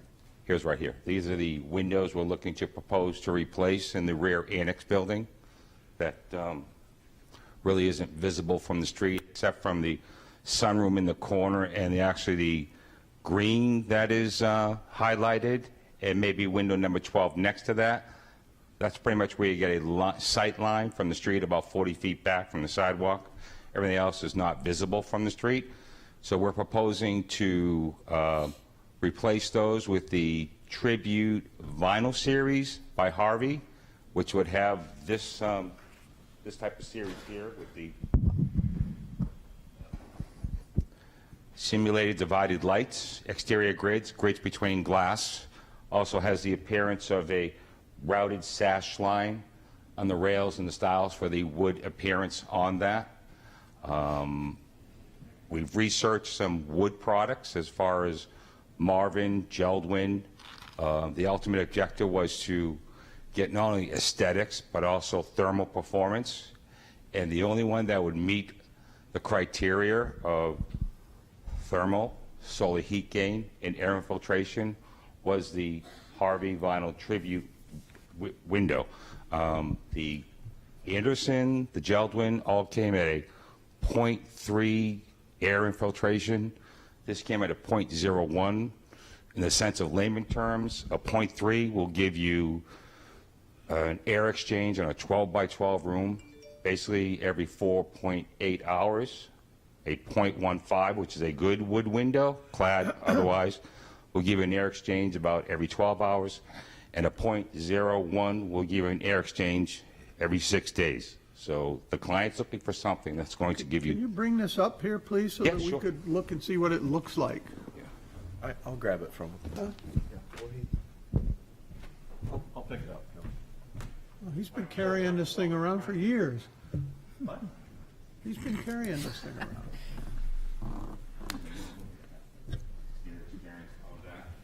Again, we're looking at a 45-foot sight line on the sidewalk.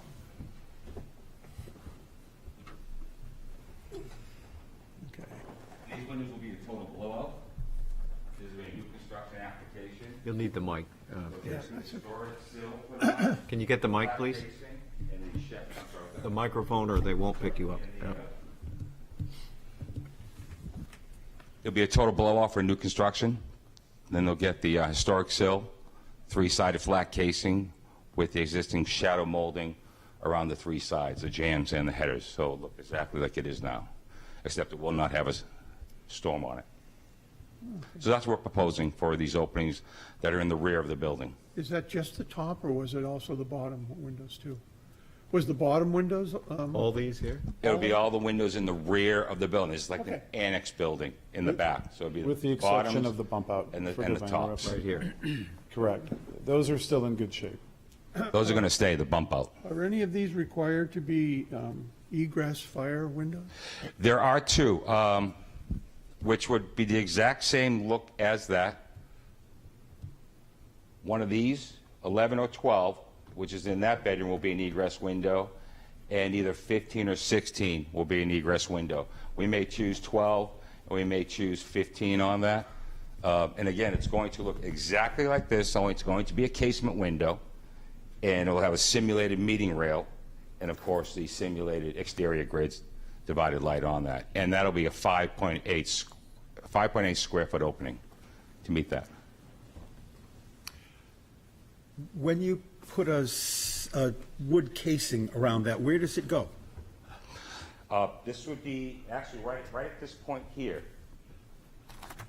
Where that beveled area Correct, touches the correct. flat area? That's correct. The nail flange sits back about an inch from the outer frame. So an inch, 2.5 inches goes into the opening, an inch of this window sticks out, and that's where we put the 5/4, which is almost 1-inch PVC casing. That's just butted into that. Okay, got it. I think I'm pretty sure I got it. 1 inch is the nail flange mount from the exterior frame. And that's where we mount the casing right around that. He's using, And then the historic sill also. I guess the question that we had over here is you're using 5/4 casing.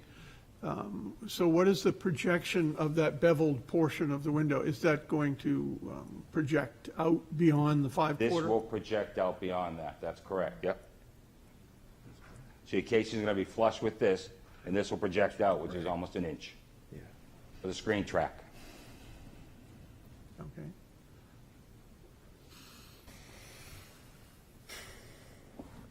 Anyone else? Got some questions? I have a question. You're going to take it down to the rough opening? That's correct. Okay. So, Karen, that's your question, or whether it goes into the existing. Oh, the replacement window. Yeah, No, this is, you're right. Are you asking about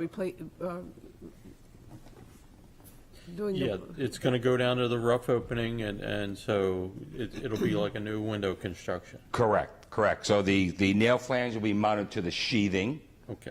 and then, of course, the siding, casing will go on top of the nail flange after the flashing insulation, and then the cladding will butt right up to the casing of the window after it's installed for the new construction. So is the glazing of the window that you're proposing the same as the glazing of the existing window? Glazing. The size of the glazing? Is it? The visual opening. It will be the same exact size. There's no reduction, So- there's no enlargement. And it'll be 9/6.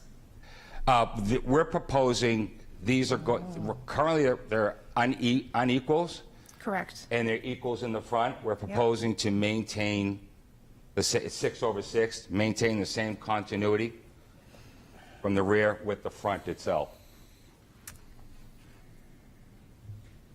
Just, go ahead. Go ahead.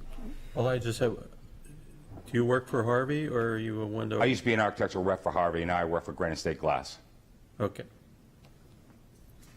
the commercial group. I was just going to say, I have a hard time, with vinyl windows in our historic district. I can't think of very many, if any, approvals we've had since I've been around that have been vinyl in the historic district. And particularly because the projection of it, this screen track is so chunky because of the vinyl, that it sticks way out. And I would have to say that I think that you have to continue the 9/6. It's been there, it's been replaced, even though it's from the 1970s, they obviously made an effort to replace what was there before. I'm guessing maybe they did some. I don't think the owner's going to have an issue with an unequal sash, if you will. It was a suggestion just to maintain the continuity Yep. of what's in the front. Sure. And when you have that 45-foot distance from the sidewalk, that everything is looking Yeah. the same, if you will. But maintaining the same unequal sash is not an issue at all, I'm not going to be except able with to. the egress. Right. But we'll still do that sight line, that Sure. meeting rail I know at how that height. Yeah, I know how that works. Yeah. I'm gonna have an issue. I don't think I'm gonna be able to accept the vinyl windows just because the chunkiness of it, of the projection, of the muttons, of the whole thing, that vinyl creates. Anybody else? Yes, thank you, Commissioner, Chairman.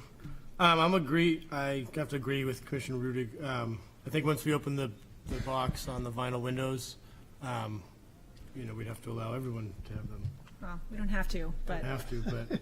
You will hear about We it. would set a Yeah, we would hear precedent, about it. and yes, we wouldn't be treating our applicants as fairly. So I will not support the vinyl windows, just. Is that just where it's visible from the street, or are we saying even where it's not? There are some commissions, historic district commissions, that only view things from public ways. This is not one of them. Okay. And so we're not used to having that question asked, if you understand what I'm trying to say. It's not like we don't understand what you're saying. Sure. It's just, it's not how we view things. Okay. Because there are neighbors. Sure. And even though there's a street, public way, there's also a next-door neighbor. And that next-door neighbor sometimes has a view of your property, and you know that that's the case. Understood. So we also have the certain messiness of the hardy plank being used on the sides and the back.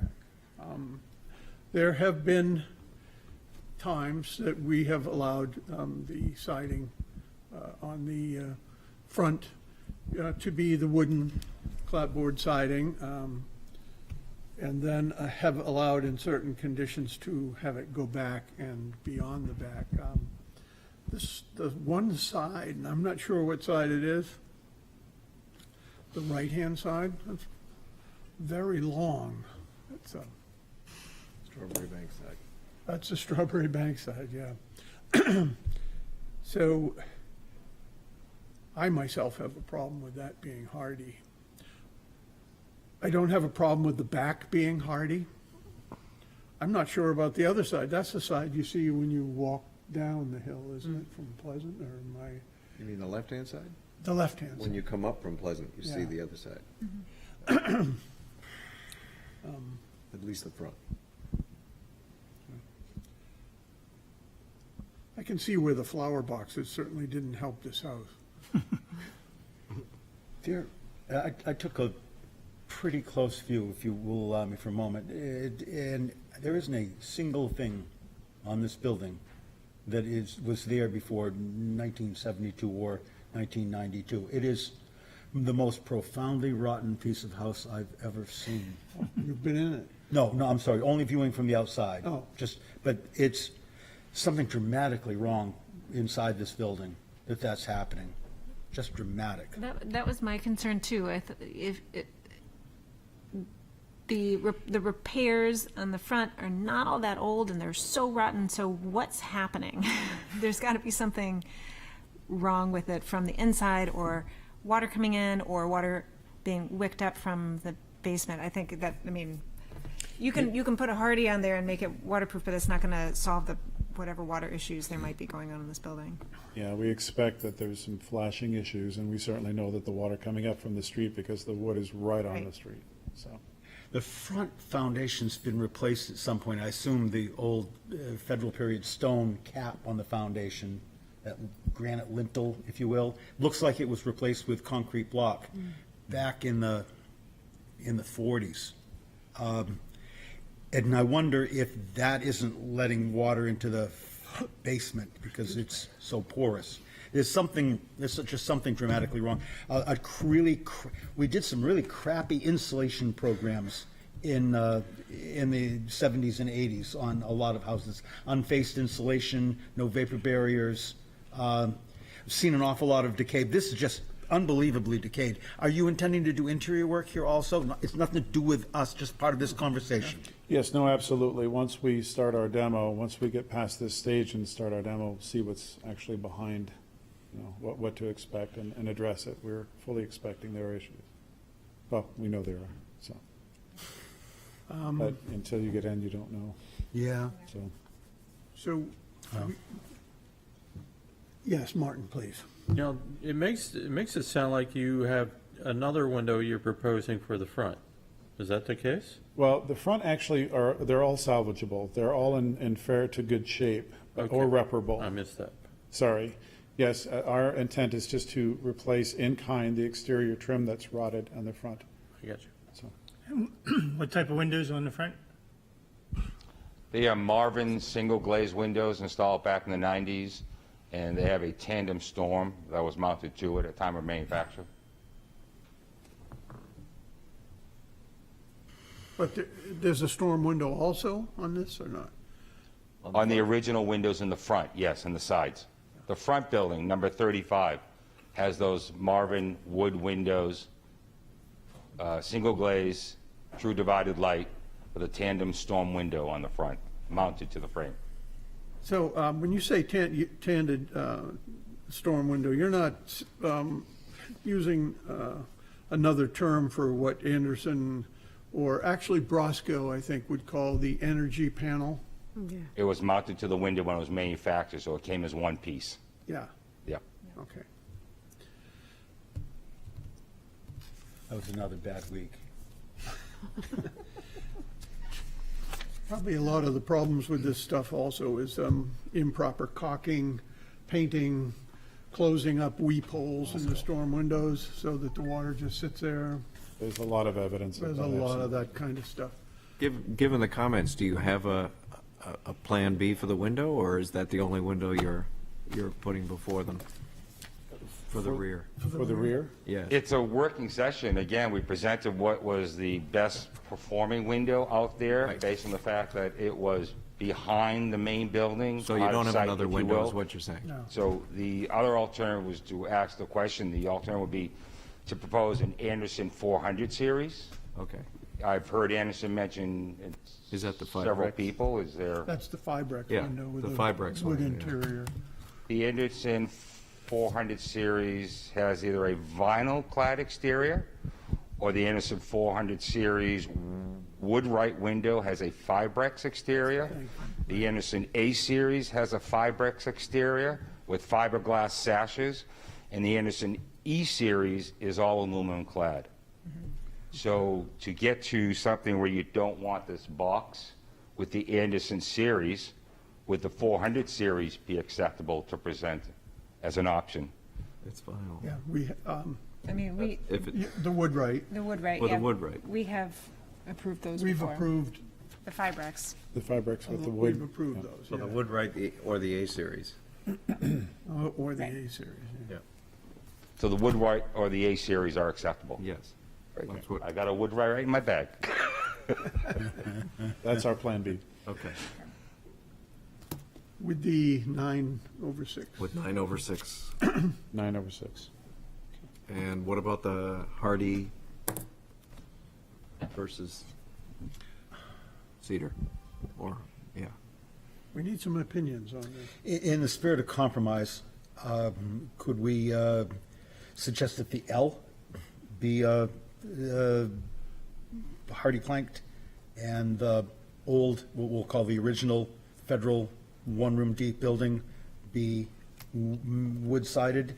And to take care of the chairman's issue of the long side, to place a faux corner board separating the front part of the building from the L part, and have that be the joining member between the wood and the hardy plank on that side? Is there a division in the roof that would make that appear obvious? Maybe Mr. Cracknell could find one in the drawings that are before us. On that long side, is there, so it's a hip, no, it's not a hip. The old house has to have been a hip, Yeah, it's a hip. but it's erased. This is it. Okay, so there really isn't a, But I'll bet you could find it. I mean, well, no, that's not true. It's all the siding's damn, all the cornice work and everything's gone. Yeah. I mean, in my opinion, the problem with long runs of the hardy board is that eventually over time, they kind of get saggy and wonky. they sprung. Forgive me, this is Okay. our hardy board rep. Hey everyone, my name's Dave Elkis. I work for James Hardy, live right in Portsmouth. So I'm happy to address any questions, concerns you guys have. So I'm coming in. You were saying it gets wavy, or I've seen just over time where and maybe it's a matter of it not being installed properly, but, you know, if you're looking down a long run of it, you know, after time, it starts to kind of get sag and get a little bit wavy or out of plane. We've seen some, in fact, here in Portsmouth, ironically, on a condo building that we managed that, yes, it was very poor installation. Wasn't caulked properly, wasn't, nailed properly. They just did not follow the instructions on how to properly, or they just weren't trained on how to properly install it. So we've seen that and actually had to replace, so. yeah, unfortunately that is the case. Not 100% of the contractors out there follow our best practices. So unfortunately, I've seen some horror stories of product falling off the wall, and there's so many different reasons of why that happens. Unfortunately, again, the best practices aren't always followed. Things aren't nailed correctly, fastened correctly. For instance, a lot of old structures don't have consistent studs every 16 inches on center, like you'd want in a perfect world. So, you might see issues where someone follows 16 inches on center, they're not hitting studs, and they're not following, our recommendations of, what to do on old existing structures when you're only going into 7/16 sheathing, which the nail and fastening schedule is going to be different there. So you see stuff missed like that, unfortunately, all too often. Even if the snow's I think we found the demising line. Dave, if you look at the screen, and you can look at your iPad after. There it is right there. Right there. Yes, that's it. That's where it would have transitioned. You see the So- clapboards are Yeah, a they're bit lower lower. here. I see it. Yeah. I see it. Good eye. So the idea would be to put Yeah. that corner board there and then start the hardy at this point. So knowing what I know about hardy, it seems to me you're probably going to end up resheathing the back and the side simply to have proper nailing for every board, essentially, and also to maybe try to flatten it out as much as possible. Because another problem I've seen with the hardy is it doesn't, colonial homes, sometimes the sheathing or, something like this, and the hardy doesn't do that very well. you know. Yeah. So that's a question I guess I have. Is that something that you've considered that you might have to do? Resheathing, absolutely. Yeah.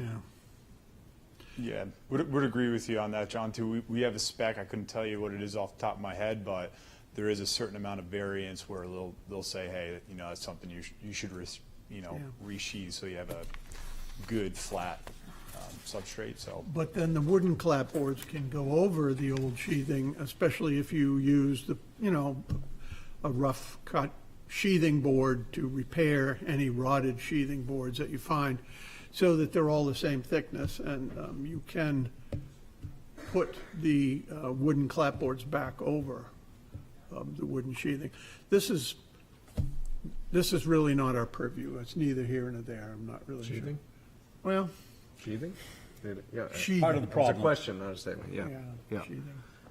The clapboards, but the- I'm tending to agree with David that the wood siding should go around the corner. Three sides of the federal. Yes. Yep. So that the actual federal building itself, the original building, the three sides of it should be wood clapboard and the rest of it can be hardy. Including the rear of the. Is there a original. trim spec also in this? Boy, I would hope that they're You're gonna replace it in kind on the front. replacing Yes. kind. Yep. The So trim. if it's 4 7/8, you're gonna put 4 7/8, because That that's is a real correct. popular size for some reason, I don't know why. And just, not that you've got all of this sized or all of the numbers worked out, but typically in buildings of this period, the clapboards have a tendency to line up with the sills of the windows and the headers of the windows. It's a thing that not everyone pays attention to, but it's sort of a smart look if you can do that. Have you ever, experienced with doing things like that? I have it. Doug, have you? Yeah. He has. Not everybody manages to pull that off, but you'll find that other windows on the same facade actually do work out. Yeah. And then just point of clarification, if we're using hardy on here, it's gonna be the smooth finish? Yes. Not the faux grain finish? We have the example here of both Okay, the good. wood and the hardy product. We painted both of them. Okay, Great. Couldn't tell the difference unless you knew it, so absolutely smooth. that's great. And so we have Anderson's on the back. We have Anderson's in the L, the Woodwright or the A series, the Fibrex. We have the trim's gonna be replaced in kind. The hardy will only be used on the annex and the back of the original federal, with a faux corner board being installed at the demising line between the hardy and the wood siding, and that all the wood trim will be replaced in kind around the windows, and there'll be 9/6 sash pattern, mullion pattern. I have one last question. What is the reveal on the hardy board? Because it's the only thing separating it. Is Gonna have that, to match, right? That's a problem. that's a problem with hardy, isn't it? Don't you Is have a it? different Sure. reveal? Can't you do 4-inch? Yeah, you can do 4-inch, and then you can also cheat our product so that, for instance, to line up windows, the bottoms and tops, you could do that. So, for instance, if you had a weird exposure of, 4 7/8 inch, you could cheat that and match that as well. So we have a 4 or 5, and there's some wiggle room there, to match things up. Really Lot close can-do if you attitude need. here. Yeah. We like that. We wouldn't want much more than 4, though, right? No. No, not more than 4. Yeah. Four's got to be Hopefully you max. can cheat to 3.5 if that's what you need to do to match what's on the Yeah. front. Okay. Yeah. Yeah, I've seen some contractors do that. Years ago, we had a contractor that did some work in the historic district, and you guys approved something where they had that, Yeah, feather. the exposure, yeah, really, really small. I want to say even tighter of an exposure than that. Probably rip the hardy down. Yeah, he probably did that, yep. Which, as long as you're sealing edges, you shouldn't have a problem doing that. Very important. But yeah, Okay. I'm happy if we Well, need it's to good follow you're up here on in the city. exposure. Keep an eye on it. Yeah. Okay, I just have Margaret, yeah. just a quick question. In the presentation that I have on my iPad, there's a shed that's showing and a solid board fence. Are any of those being worked on? So the shed in the rear, we're just going to scrape the paint. That's all we're doing with that. Okay. And the then- solid fence with all the ivy on it? Yeah, that's in bad shape. We're going to repair that in kind. Repair and kind, Yeah. thank you. Same with chimneys, repair. Beg your pardon? Chimneys, same deal. Same deal, Yeah. yeah. There's a lot to do there. Okay. So I'm going to ask if anybody in the public would like to make comments on this. Nobody online either. Nobody online. So it's been suggested that because of time constraints, that we could go right from this to the public hearing and vote. Should we vote for the closing of of this? one? Just Yeah. vote for the Right, public hearing. So moved? To close. Okay. Second. All right, so all those in favor say aye. Aye. Okay. And so now we'll have the public hearing, and I don't think we need to go through this because Nick has a very established stipulation list here, Right. which is Which going to I've already go read. into the public record. So Need a motion. if anybody would like to make a motion, I think it would behoove us. Mr. Chairman, I'd like to move that we approve this petition as presented with some stipulations by Mr. Cracknell. Do you want me to reread? Second? I think for the purpose of the public, you should. The 9/6 window, these are in no particular order. The sash pattern should be 9/6 in the annex for any replacement windows, which shall be the Anderson Woodwright or the A-Series Fibrex windows. A faux corner board at the demising line between the original federal structure and the L shall be installed to delineate the replacement wood siding from the hardy siding that'll be used on the L and the rear of the original federal building. The hardy will have the smooth side out, and all trim and window trim and corner boards will be a replacement in kind. Also the reveal Yeah, and the reveal will match, the siding. And the chosen window type?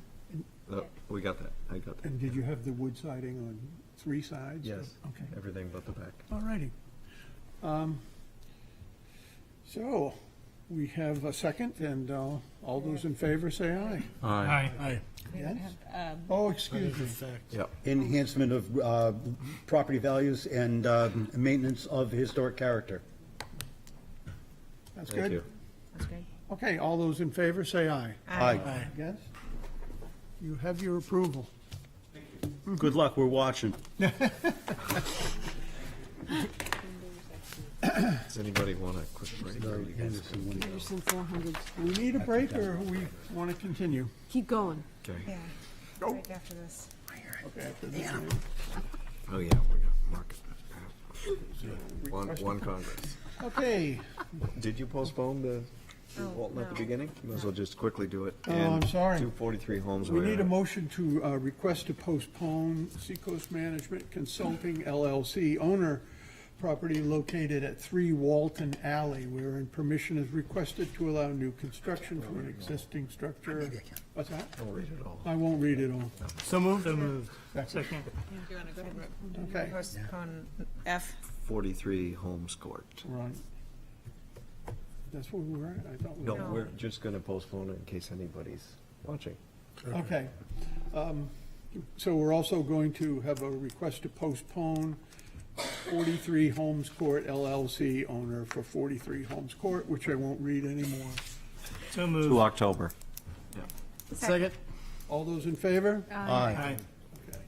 Now, moving back to E, petition of One Market Square LLC owner for property located at 1 Congress Street, wherein permission is requested to allow renovations to an existing structure, repair and upgrade building facades along Congress and High Street, new construction to an existing structure, replace rear shed additions with a new 4-story addition, as per plans on file in the planning department. Said property is shown on Assessor Maps 117 as Lot 14 and lies within Character District 5, Downtown Overlay and Historic District. Welcome. I'm going to get it. Good evening, Chairman, members of the Commission and Planning Department. Tracy Kozak with Arcove Architects here on behalf of the applicant, One Market Square. Could you Thank you. lift that microphone up a little bit? Thank you for having us back. Thank you. We had 4 work sessions we took a month off to visit the zoning board for a variance in height, which we did not get. So we have reduced the height of the building, and we're back, taking into account the comments from the previous work sessions and the height reduction. Just a clarification, we now have a 3-story building with a hip-top mansard, unlike the earlier description, which was a carryover from the previous design, which you just read.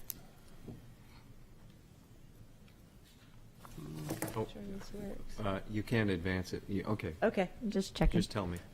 All right, so summarizing, we reduced the height, we adjusted the dormer on 3 Congress, we have some more details, and I brought some material samples, which I can pass around as well. So I'd be happy to go through the package. But you just had to drop something down 2 feet or something. 2 foot 9 3/4. It sounds simple, it's not. We took a little bit of height out of everything.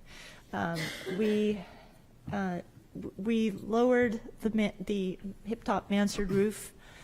We took down that top cornice line. So originally we had aligned and set the datums of the cornice and the window lines and the that storefront band line. We had aligned it with the building it's connected to and the building across the street. But having to take that much height out of the building, we shrunk everything down a little bit, basically. The biggest difference is when we look at the elevations on High Street, I can go through those. They're incremental, but they all add up. So, sure.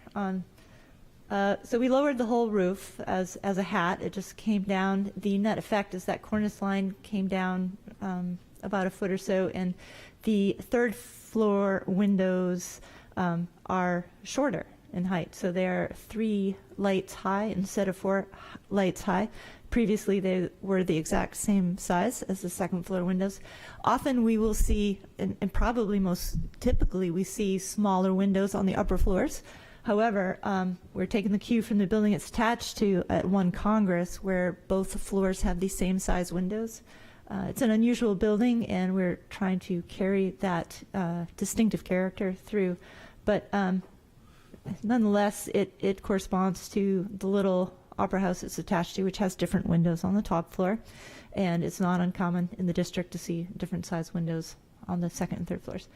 The ground floor got a little bit shorter as well. So those are essentially the changes on that building. Do you want me to go back? Yeah. Yeah. Let's start at the beginning. She jumped. You took her there. Why? That's It's okay. just a question. Well, I mean, that's what you really want to know about, right? Okay, so that's the context. Same as before. The back of the building is in CD4 and the front is CD5. Additions to the existing buildings at 1 and 3 Congress Street, as previously discussed. No changes to the demolition of the back shed structures. As previously discussed, it's all the same as before. This is the roof. So we have the hip-top mansard wrapping around the attic level with a recessed mechanical well in the middle towards Congress Street. The only change is we are adding a dormer at 3 Congress. We did make some subtle tweaks to that per the comments at the last work session. We scooched it forward a little bit closer to the road, about 8 or 9 inches closer.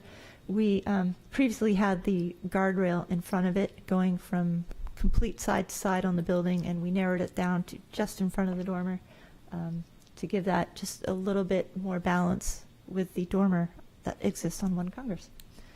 You'll see that in the elevation. This is the 1st floor plan. Same as before, we have the sidewalk that wraps into an alcove along the storefront on High Street.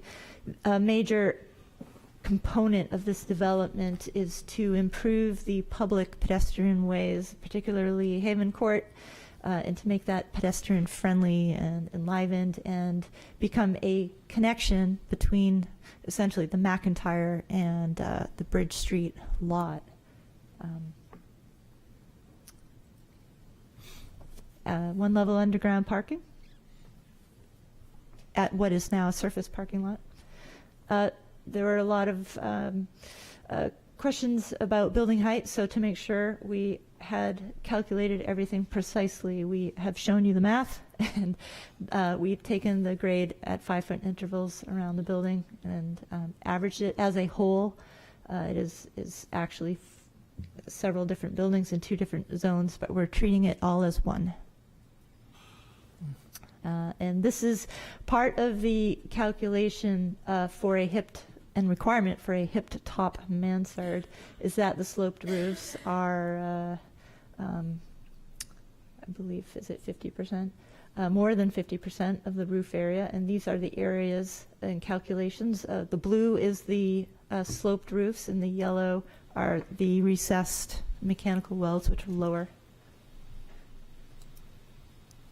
And this is a section through the attic mansard showing the top and the bottom and where the average is taken from.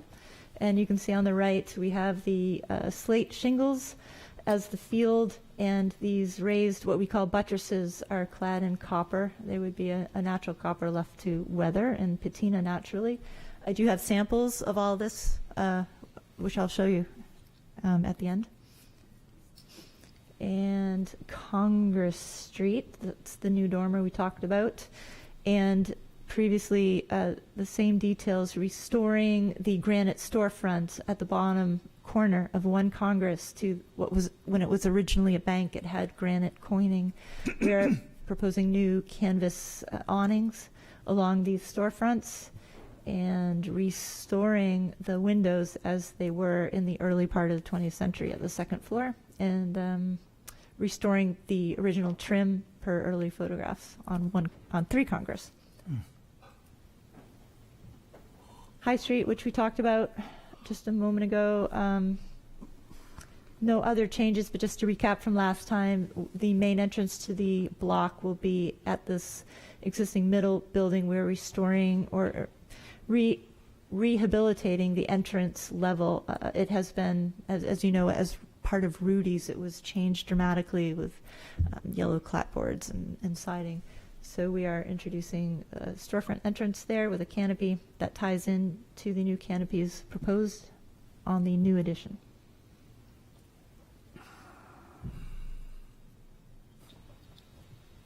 And on the bottom is the Haven Court elevation. At the very bottom in the center off of Haven Court is the entrance into the underground parking level. There will be a car elevator in there. Storefront windows along Haven Court. These are the folding windows that lift up in good weather. And the upper second and third story windows are French casements, as previously discussed. And this is the back alley facing the Newberry's building.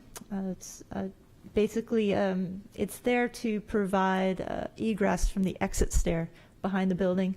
There will be underground trash storage with trash chutes accessible from the alley, but the actual collection will be underground within the underground parking structure of this building.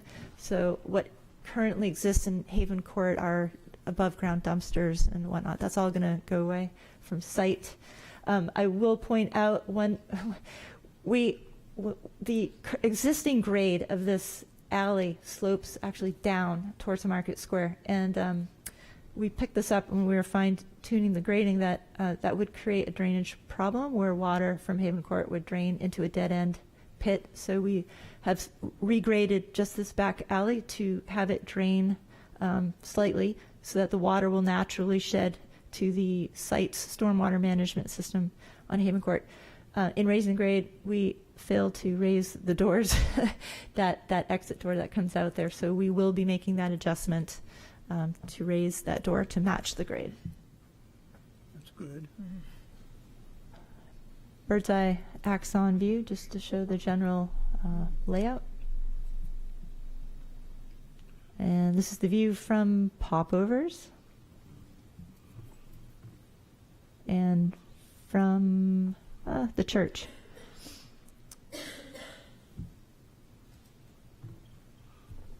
And just a little bit of a close-up as you're coming down High Street.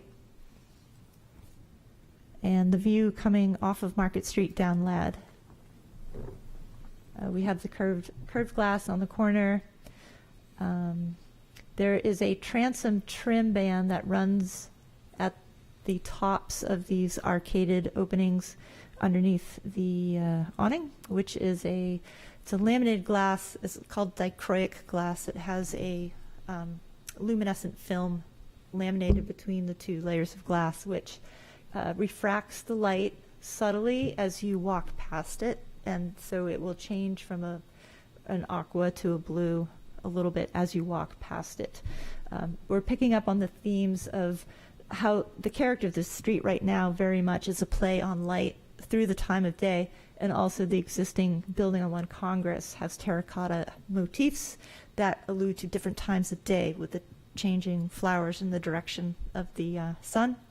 So our remnant of that in this design is to have light passing through the glass and shadows that cast on the recesses of the windows and through the translucent awnings.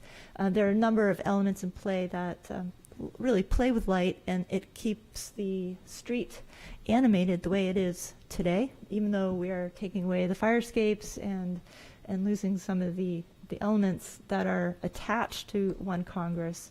We're maintaining that effective light and really trying to create a wayfinding element with that glass corner to call one's attention to turn down High Street and find your way to the steeple in Market Square.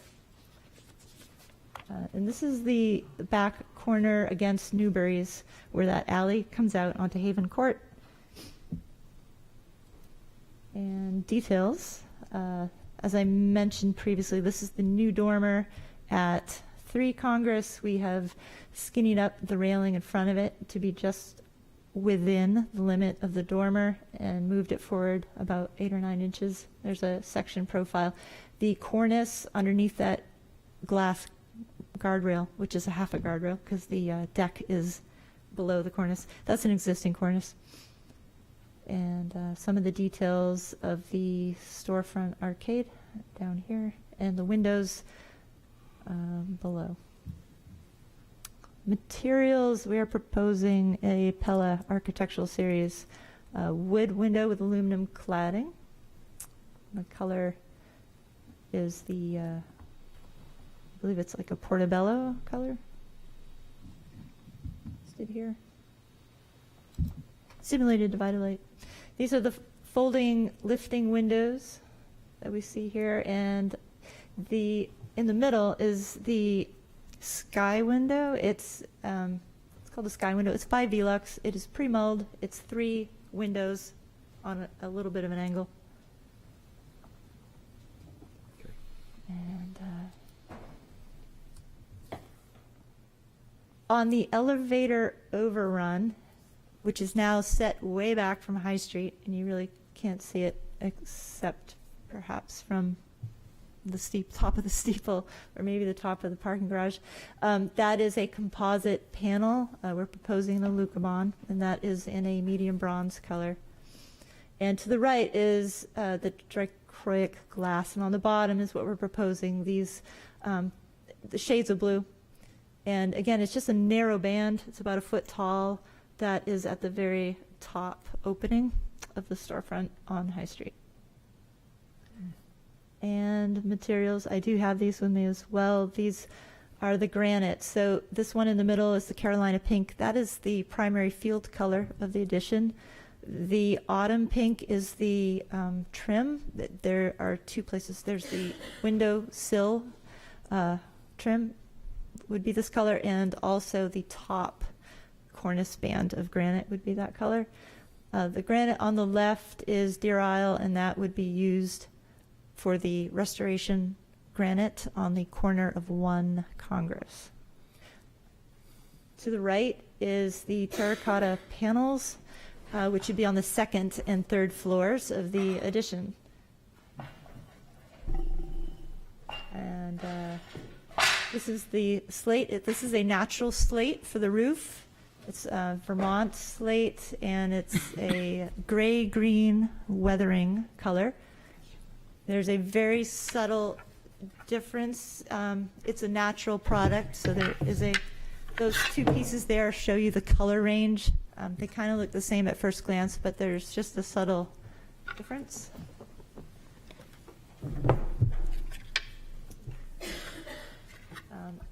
And then lastly, on the far left, on the interior of the drive-through along High Street, there's a ceiling in there, and that would be a wood composite linear ceiling. Are these thermal finishes on the granite samples? Those are thermal, yes. Is that your intended finish? Yes.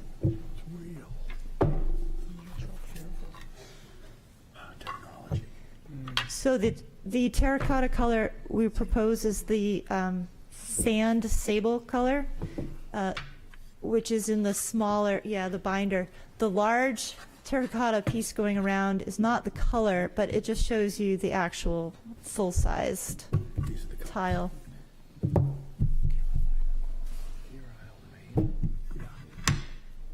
So you can field cut these to length?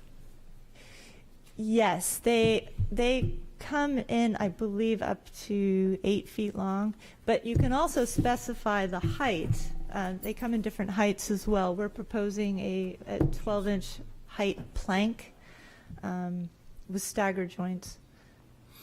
Sorry, Tracy, which one of these? It's the lightest colored pinkish one. It's called sable sand. Upper left, this one? Yeah. Yep. And this is the actual.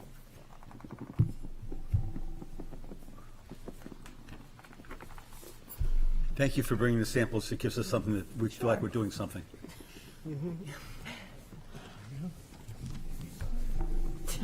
I thought that was a good move.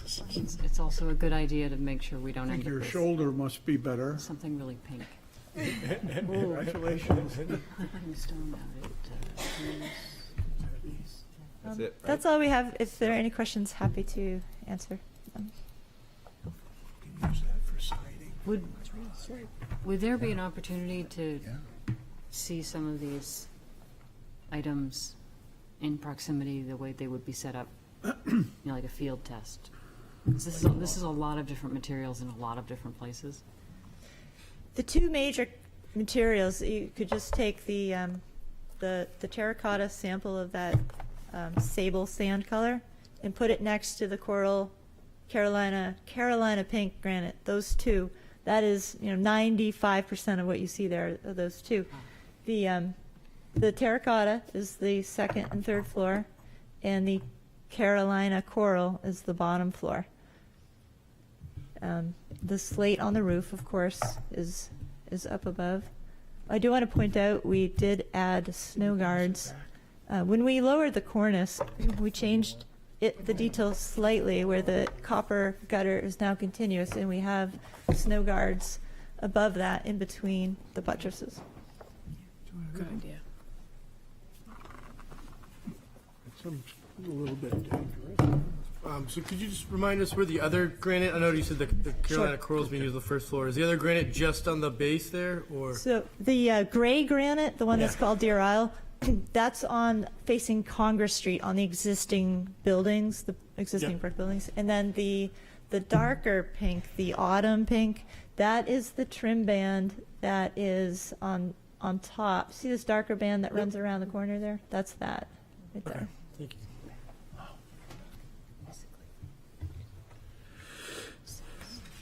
Is there some kind of sealer you can put on the bottom, your granite that goes down to ground? Is there something that you can put on that to protect it from the city's salt of the sidewalks?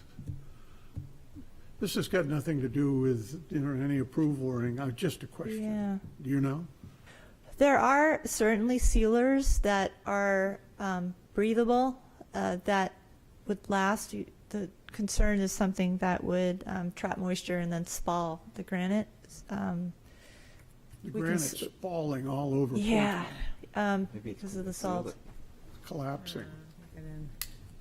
We can certainly investigate some options. Questions? Did you, Martin? I don't have any questions. I think you've dealt very well with the reduction in height. I think what you're doing with the existing buildings are very well restored and beautifully done. I do miss those corner windows, though. I think they would have really added to the project. I know Nick liked them also. So, We all did. but that's okay. Maybe next project. We all did. But no, I just think this has gotten better and better as it's gone forward, and it's outstanding. Do you have questions? No. Just comments. Okay, go ahead. My comment is that I'm very enthusiastic about this project. Obviously, the restoration work that you're going to be doing on the existing buildings is going to be beautiful. I'm very excited to see them brought back up. I think the new dormer window on, 3 Congress, is well proportioned, well thought out, everything.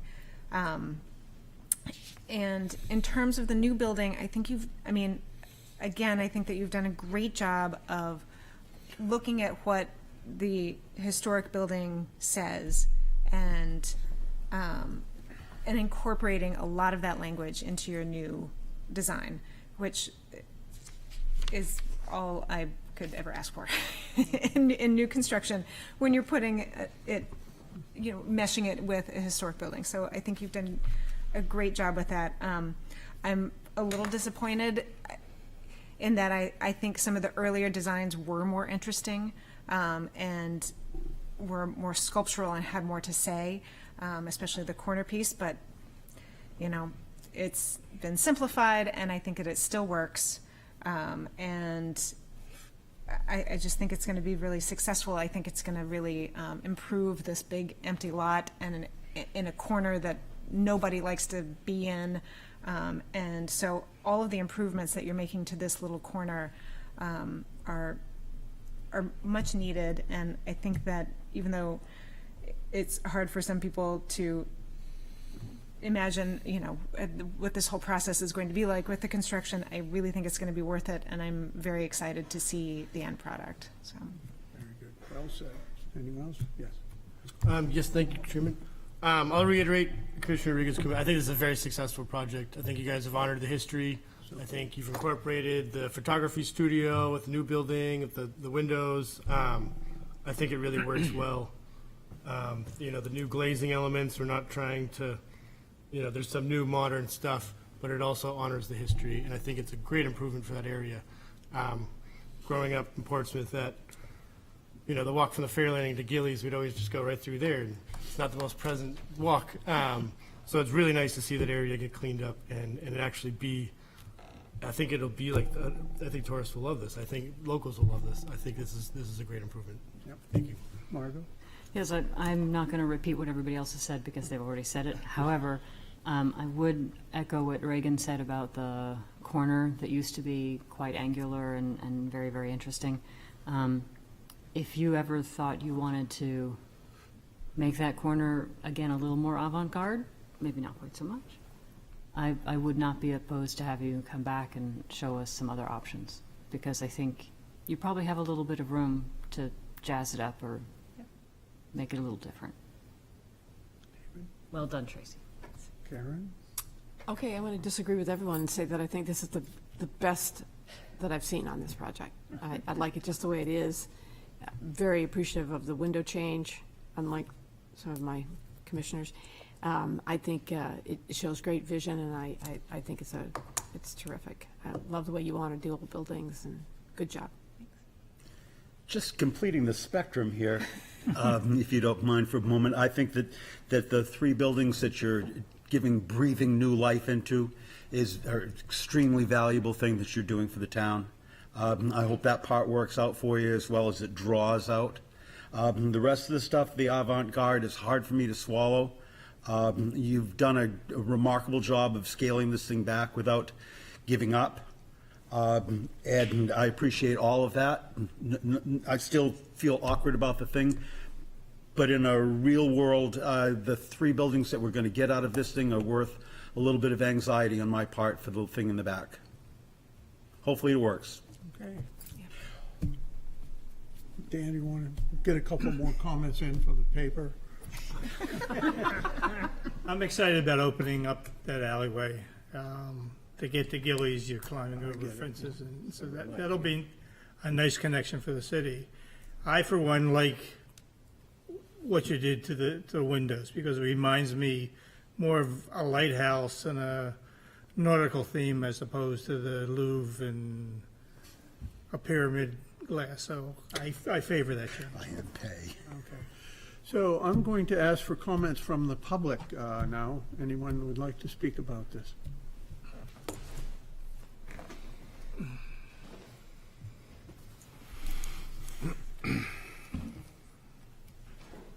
Good evening, Elizabeth Bratter, property owner, 159 McDonough Street. First, I'd like to congratulate Tracy for the aerobics that she had to do in order to get down those 2 feet. I checked the math by hand. She did it correctly. Thankfully, she probably has CAD. But I did it the old-fashioned way. I do like the fact that she moved the dormer forward. Before I've stated that I liked the dormer, I really thought it was an interesting piece. The fact that that other piece in front of it is there and has always been there and I never noticed it is because before you didn't really look at it, and with the dormer there, you actually are looking up at it. So I like the changes that were made to the dormer. I am curious to find out if the dichromatic things are lit or they're just done by sunlight. So if they're done by sunlight, I'm all on board with it. If they're lit, I'm concerned about that view of the North Church that was pointed out from the very beginning about being the only place that you can take a picture of that. If you have dichromatic light on the right-hand side when you're taking the picture, it's going to change that picture. So that's my issue with those. I think they're really cool. I love the idea that you're going to walk by them, they're going to change color. My concern is what's going to happen at night. Are those going to be lit? Sorry, Tracy.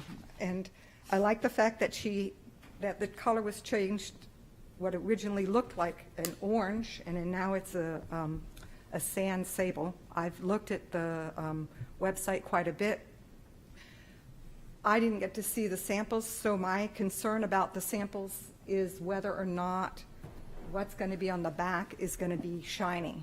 So there's something that I do in all of our apartments because it's easier maintenance, and that is I put high gloss finish on the trim around all the windows and doors. And every painter who does that for me shudders, because when you put a high gloss finish next to a wall that's matte, that shines. And what I see, at least that's what I've looked up on the website, is that the Paratech, I think it's called, comes in a high gloss finish. And you're going to have that next to a matte finish of a brick building. So your eye is going to automatically go to that shine, and when you look at their website, the buildings actually do reflect, which may be the purpose of doing that, but for me in a historic district, I have concerns about that finish. I like the color, I like the lines, but my concern is about what is the finish of that Paratech stuff going to be. The color is great, all of that stuff, I want to know what the finish is. The pergola, or whatever you call that, I'm not good at architecture, that's running along the edge of the building. I'm wondering if that could be a little bit closer in so that when you stand there from that position to take a picture of it, you don't get the pergola as well, or if it could go away.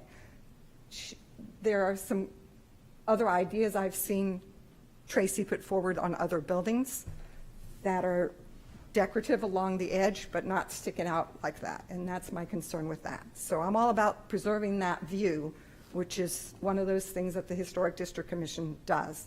That view was touted from the very beginning as being very important, and I'd like to see that preserved. So again, my only concern is about whether those things are lit up at night, what is the finish on that building, and is there a way to make those pergola things get a little less so they're not blocking the view. Thank you. Other than that, I do want to say I do love it. Thank you. Is there anyone else out there? I had a question before we close out the public Okay. hearing. There's been several questions about the colors and materials and finishes raised, and I'm just wondering if we could request a mock-up at some point in the construction, just so we could see what they actually all look like together. Presumably before they order it all, right? Otherwise, what's the purpose? Yes. What could you say about this, Trish? We'd be happy to build a mock-up. We can also put together a larger sample board with everything all next to each other as well. Okay, great.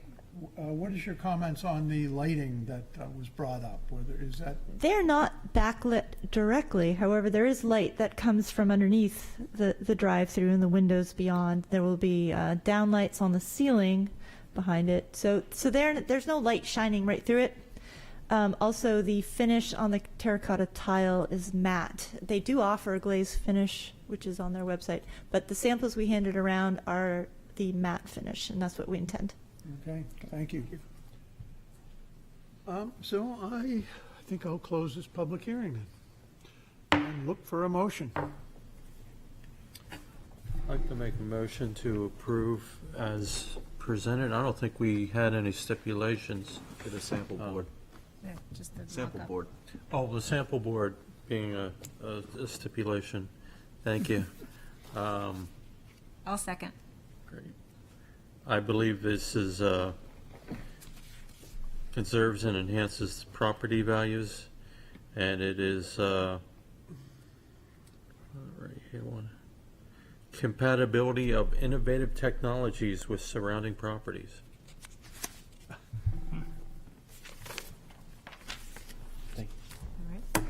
Okay, so I guess I'll ask for a vote then, unless anybody else has any other comments, but all those in favor, say aye. Aye. Those that are against? There you go. Congratulations. Don't forget your samples. Thank you. Yeah. Couple down here, too. Thanks, Mark. Congrats. Should we take a break? Yeah, they're asking if we can take a break. Okay. 5 minutes. So we're going to take a little break right now. If anybody's getting lined up, we're going to be back in 5 to 10 minutes.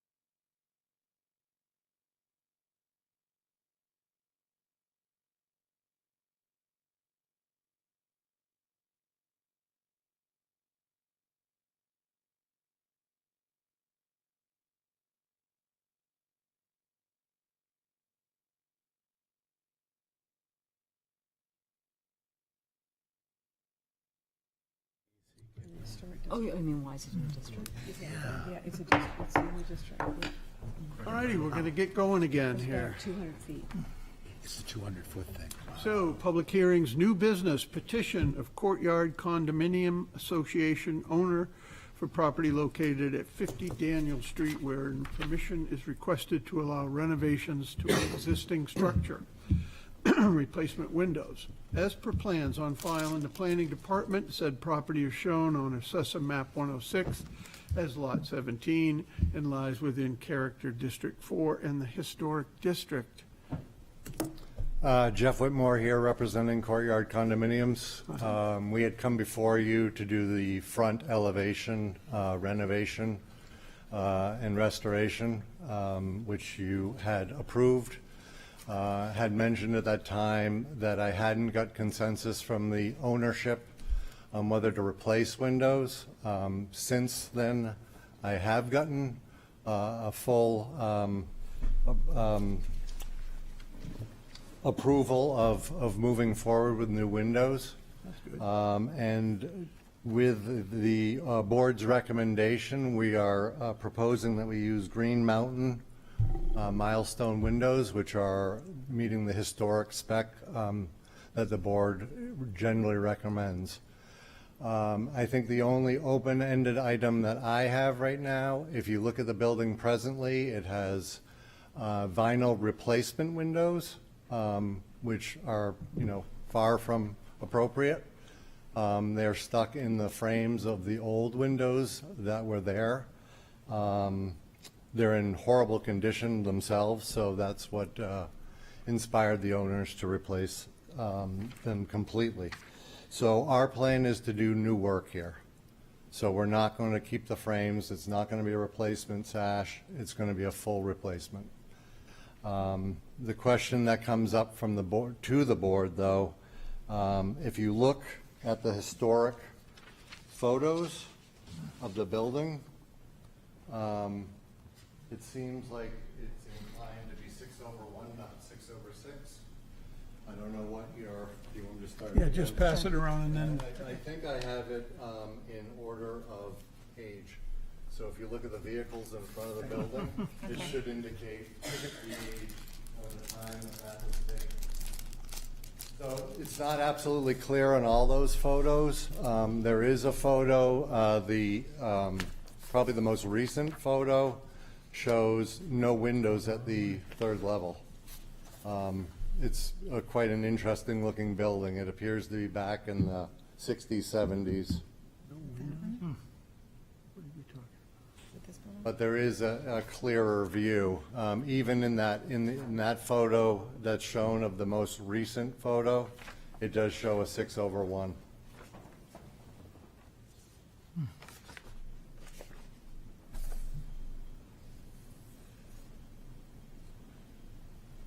Is that the preference of the residents as well as the historic? Excuse me, could you repeat? Is that the preference of the residents as well as the historic This is reference? my question to you. They Oh, don't have a preference, I don't believe. I think if we're doing this, we might as well step it up and try to get it as good as we can, if you will.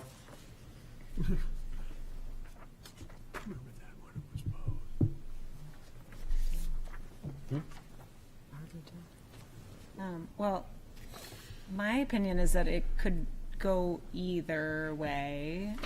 Obviously, with the age of the building, the original configuration was probably most likely 6/6. And that's a picture from the 80s. So, they may have been replaced with 6/1s. At who knows what time, yes. Who knows what time that they put those in. I think probably your 6/6 is more appropriate. Again, I defer to you guys. It looks like a federal building. Is Mo's in there? Pardon? Is that Mo's? Mo's used to be in the front. Typically a front federal hall. building, 6/6. Yeah. Let's just throw away that Mo's picture, please. It's part of the history. That's awful.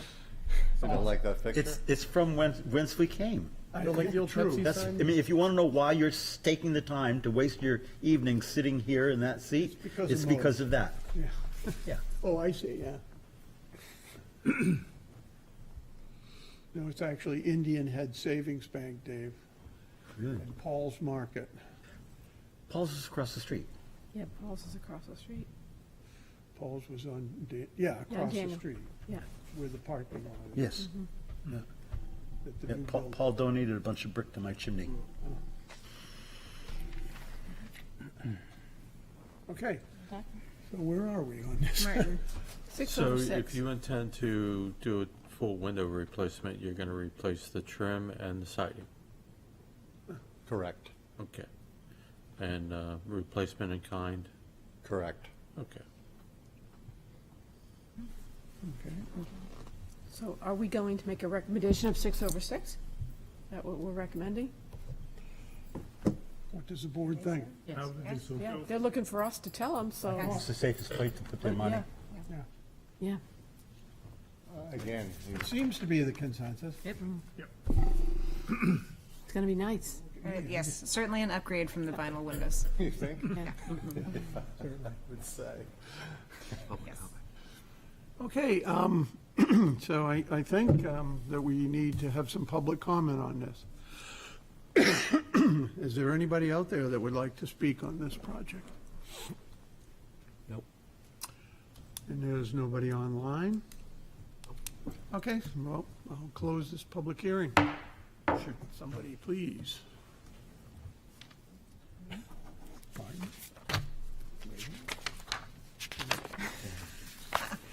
I move that we approve this application as presented with the stipulation that 6/6 windows should be used. Second? This preserves the integrity of the district and has compatibility of design with surrounding properties. Actually, in relation to historic and architectural value of the existing structure. Could be more than one. Yep. All right, 2 and 3 then. Oh, I think she got 3. So all those in favor, say aye. Aye. Against? I have one more request.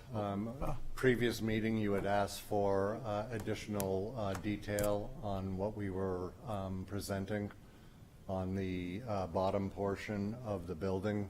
We were going to cover the brick with a panel detail.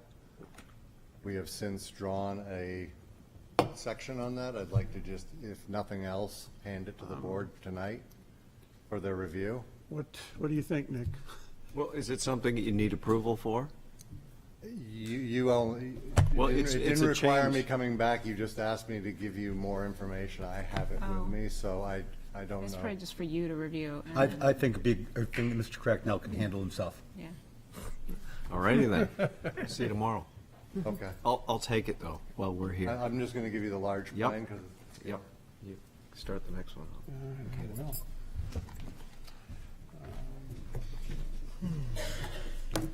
All righty, so in the meantime, this is the petition of Lichtenstein and Jacoby Family Revocable Trust. Lichtenstein S. and Jacoby K. trustees owner for property located at 35 Wybird Street, wherein permission is requested to allow renovations to an existing structure, replacement windows. As per plans on file in the planning department. Said property is shown on Assessor Map 134 as Lot 38 and lies within General Residence A and Historic Districts. Who's presenting this? Did I butcher the name too badly? It's Lichtenstein, and my name is Jacoby. So hi. My name is Karen Jacoby, and I'm an owner of the property located at 35 Wybird Street. And I am here tonight to ask you to approve our application to replace our current replacement windows, which have removable divided lights, and we want to replace them with the Anderson Woodwright double-hung windows with the true divided lights. Our goal is to support the Historic District Ordinance's objective of preserving the integrity of the historic district. This project will contribute to maintaining the historic character of our house by replacing old replacement windows that are of poor quality with new replacement windows of a much better quality. The new windows will restore the original arrangement of true divided lights on all windows. In your packet, you can see pictures of our existing windows. As you can see on pages 7, 8, and 10 in your packet, the removable dividers have fallen out of windows number 4, 5, and 7. I have obtained replacement dividers from the company. However, we have been unsuccessful at getting the dividers to fit appropriately as they still fall out. And you can see that, if I numbered those correctly, it is... Number 9 here. Yeah. So it should be 7, 8, and 10. Here's 10. Yeah, and if you go to 7 and 8, it's most apparent, I think. There's 8. Yeah, so there's no divided lights on that bottom. And then on 7, it's, oops, sorry. About 7? Oh, sorry, the windows are 4, 5, and 7. Yeah, go up to number 5. There's Yeah, 5. see, there's no divided lights there. Those are fallen out. I've given up. And then on another one, we're missing one of the lights on that one. So if that's, it should be 4. So is that 5? That's terrible, baby. 5. Yeah, that's number 5. Okay. So,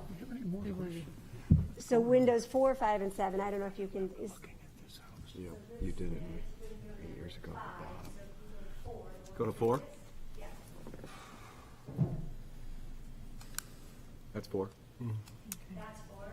Yep. Okay. You need, yeah, 4, yep, and then 5. Use the mic. you need the mic, so, yeah, Sorry.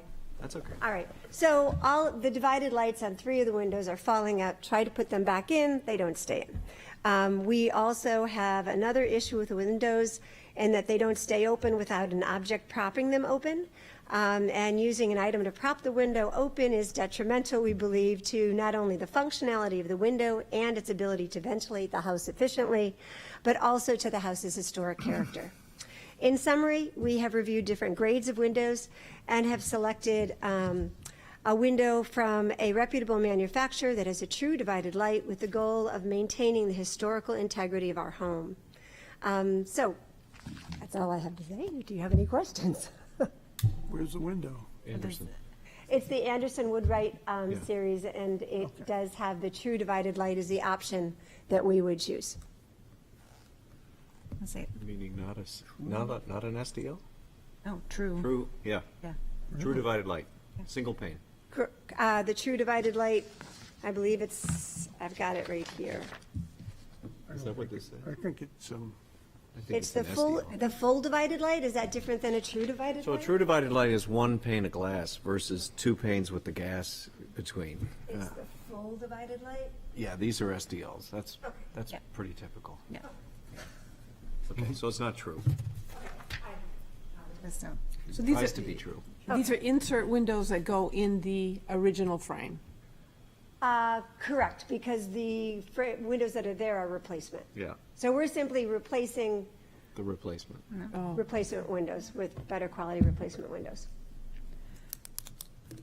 well, this is a very thorough packet you've given us, so thank you for all of the information, and I am all for getting rid of the old windows that are falling apart and don't work, that are just poor replacement windows, and this is one of the reasons why we like to encourage people to retain their historic windows, because replacement windows fail much more frequently than a historic window will. So, but this is, yes.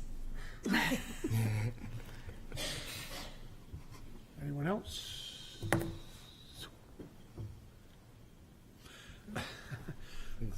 Okay, I could open this up to the public. Would anyone in the public like to speak about this window replacement? No. And nobody online. So I'm going to close the public hearing and look for a motion. I move that we approve this replacement of the replacement windows. Are these half screen? Are they going to have a half screen? Yeah. Well, they need to, yeah, I think. Stipulation is That half would be a screen. stipulation. Just a half screen instead of a full screen is normally what they require, and I don't, just stipulate it. Half screen. It'll help with ordering. Yeah. Stipulate it. Yeah. On the nose. I'll second. Okay. And I think it preserves the integrity of the district, and it certainly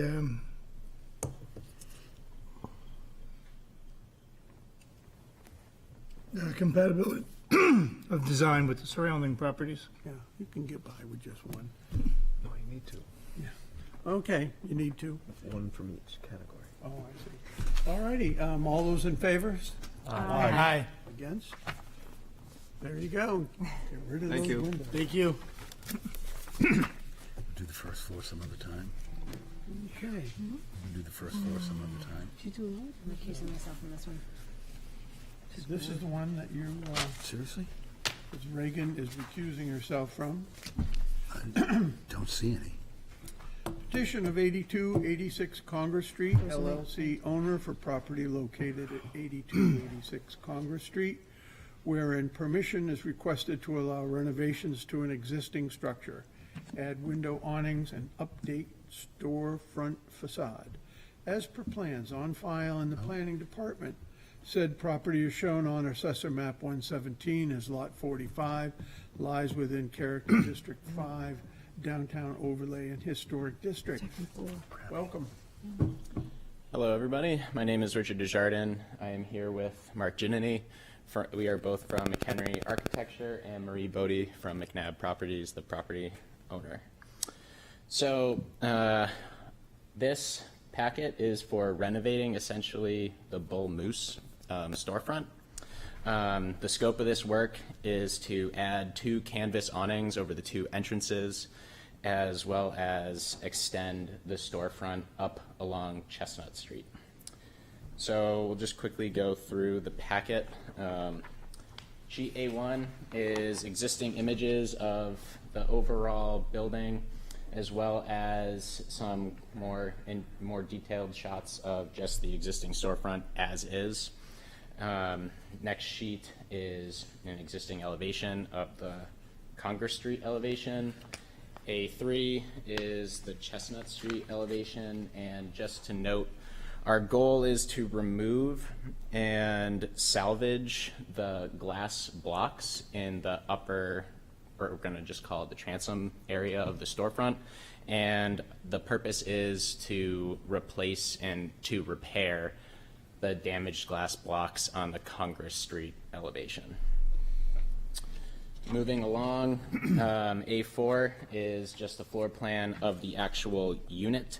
The new tenant is going to be Summer Sessions Surf Shop, and they're going to be adding a cafe component along the side where Chestnut Street and Congress Street meet.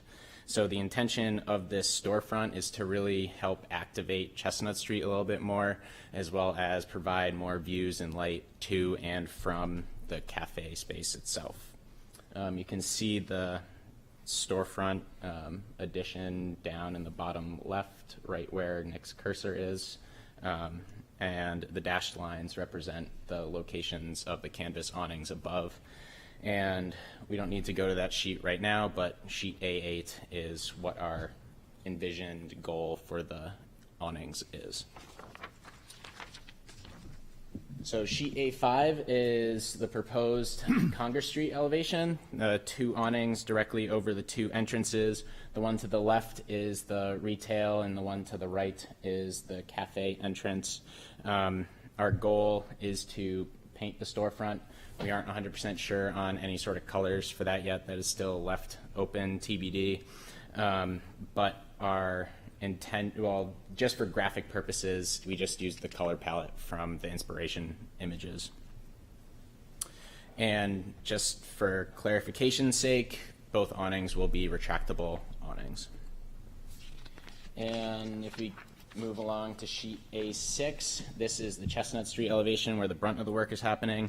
Our goal is to align this storefront with the windows above. This building has a lot of window alignments, and the existing storefront is really the only one that doesn't necessarily align with any windows above. So our goal is to actually align that with the far right of those 3 windows on the 2nd floor, as you can see on directly above the blue rectangle.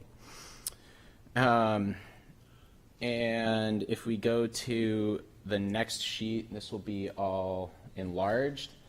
Our goal with this storefront is to pretty much match all existing trim profiles.